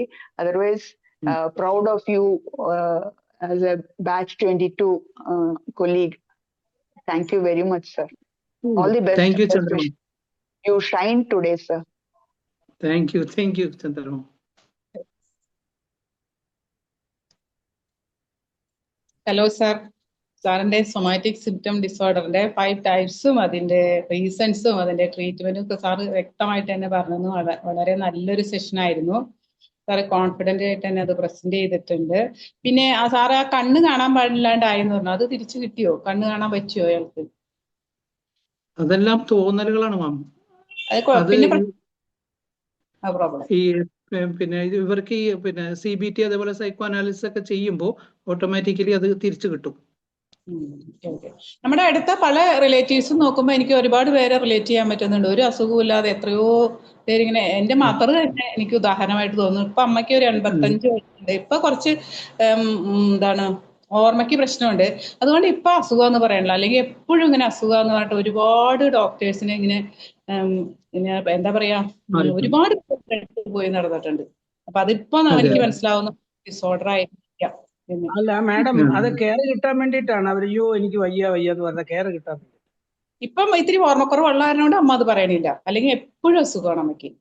ഇപ്പൊ എനിക്ക് തോന്നുന്നു ഇപ്പൊ 85 വയസ്സായിട്ട് ഇപ്പോഴും അമ്മ സ്റ്റിൽ ഒരു കുഴപ്പമില്ലാതെ ഇരിപ്പുണ്ട്. ചില പ്രായമുള്ളവര് ഓ ഇനിയിപ്പൊ ഞാൻ അധികകാലമൊന്നും ഇല്ല എന്ന് പറയും പ്രായമുള്ളവർ. എന്തിനാണെന്നറിയോ? അപ്പൊ നമ്മൾ പറയും അതൊന്നും അല്ല, ഒരു കുഴപ്പവും ഇല്ല. അവരത് മൈൻഡിനെ ഇതാക്കുന്നതാ, ഡെവലപ്പ് ചെയ്യാൻ വേണ്ടി ചെയ്യുന്നതാ. ഓക്കെ. പിന്നെ വേറൊരു കാര്യമുണ്ട്, ഈ മന്ദബുദ്ധികൾക്കും അതായത് വിദ്യാഭ്യാസം ഇല്ലാതെ വലിയ വായനയൊന്നും ഇല്ലാത്തവർക്ക് ശ്രദ്ധിച്ചിട്ടുണ്ട്, അവർക്ക് ഒരു അസുഖവും ഇല്ല. അവർക്ക് ഇങ്ങനെയുള്ള അസുഖങ്ങളൊന്നും വരത്തില്ല. അവർക്ക് ഇങ്ങനത്തെ കാര്യങ്ങളൊന്നും ഓർക്കാൻ അറിയില്ലല്ലോ, അതാണ്. ഈ ഡോക്ടേഴ്സ് ഷോപ്പിംഗ് എന്ന് പറഞ്ഞാൽ വളരെ കറക്റ്റ് ആണ്. എന്റെ അമ്മ എത്ര ഡോക്ടറെ കണ്ടിട്ടുണ്ടെന്ന് എനിക്ക് തന്നെ അറിയില്ല. അതിപ്പോ എനിക്ക് മനസ്സിലായത്. താങ്ക് യു ഇപ്പോഴാണ് ഇതൊക്കെ മനസ്സിലായത്. Thank you doctor. അല്ല അനിൽജി നിങ്ങളൊരു സത്യം വളരെ സ്ട്രോങ് ആയിട്ട് പറഞ്ഞു. I really enjoyed it. 100% അത് കറക്റ്റ് ആണ്. Thank you. ഡോക്ടറുടെ മുമ്പിൽ ഞാൻ sorry. Good evening Razak sir. Hi, good evening. നല്ലൊരു സെഷൻ ആയിരുന്നു കേട്ടോ. അബ്ദുൾ വളരെ റസാഖ് സാറിന്റെ നമ്പർ ഉപകാരപ്രദമായ ചാറ്റിൽ ഇട്ടേക്കണം. റസാഖ് സാറിന്റെ നമ്പർ ചാറ്റിൽ ഒന്ന് ഇട്ടേക്കണേ. ഓക്കെ. ഏതായാലും ഒരു വണ്ടർഫുൾ സെഷൻ ആയിരുന്നു. പിന്നെ സാറ് വളരെ റെയറായിട്ട് പലരും എടുക്കാൻ മടിക്കുന്ന ഒരു സെഷനാണ് എടുത്തത്. അപ്പൊ ഇതൊരു എല്ലാവരും അറിഞ്ഞിരിക്കേണ്ട ഒരു സെഷനാണ് യഥാർത്ഥത്തിൽ. Thank you. Okay, thank you. വളരെ 1 minute ഉപകാരപ്രദമായ interruption. സെഷൻ ആയിരുന്നു. Sorry. പറഞ്ഞു. Thank you sir. Sajana ma'am feedback പറഞ്ഞോളൂ വേഗം. We are short of time. Net ഇഷ്യൂന്റെ തോന്നുന്നു, അതുകൊണ്ട് ക്ലിയർ ആവാത്തത്. Okay, thank you sir. ഞാൻ സാറിന് മെസ്സേജ് വിട്ടോളാം. Okay. Ma'am, Susan ma'am ne nanu vittu. Your intro was superb. And ഞാൻ ഇങ്ങനെ compare ചെയ്തു. Abdul Razak sir gave a good challenge for you. It was really enjoyable. Thank you so much, ma'am. അതെ, എനിക്കും സുസ്മാവിനെ കിട്ടിയതിൽ വളരെ സന്തോഷം. Thank you. അപ്പൊ ഇനി ആർക്കെങ്കിലും ഫീഡ്ബാക്ക് പറയാനുണ്ടെങ്കിൽ ആഡ് ഓൺ ചെയ്യാനുണ്ടെങ്കിൽ വിൻബിൾ ട്രെയിനിങ് ഗ്രൂപ്പ് ഞാൻ ഓപ്പൺ ആക്കി വെക്കാം. അവിടെ തീർച്ചയായിട്ടും നിങ്ങൾ ബാക്കിയുള്ള ഫീഡ്ബാക്ക് എന്തെങ്കിലും ഉണ്ടെങ്കിലൊക്കെ പറയാം. അതിനു ഫീഡ്ബാക്കും ഡിസ്കഷനും ഉള്ള ടൈം വളരെ കുറഞ്ഞു പോയി. I'm really sorry because we have another session around 8:15. അതുകൊണ്ടാണ് കേട്ടോ. We are winding it up so quickly. So thank you so much everyone for joining today.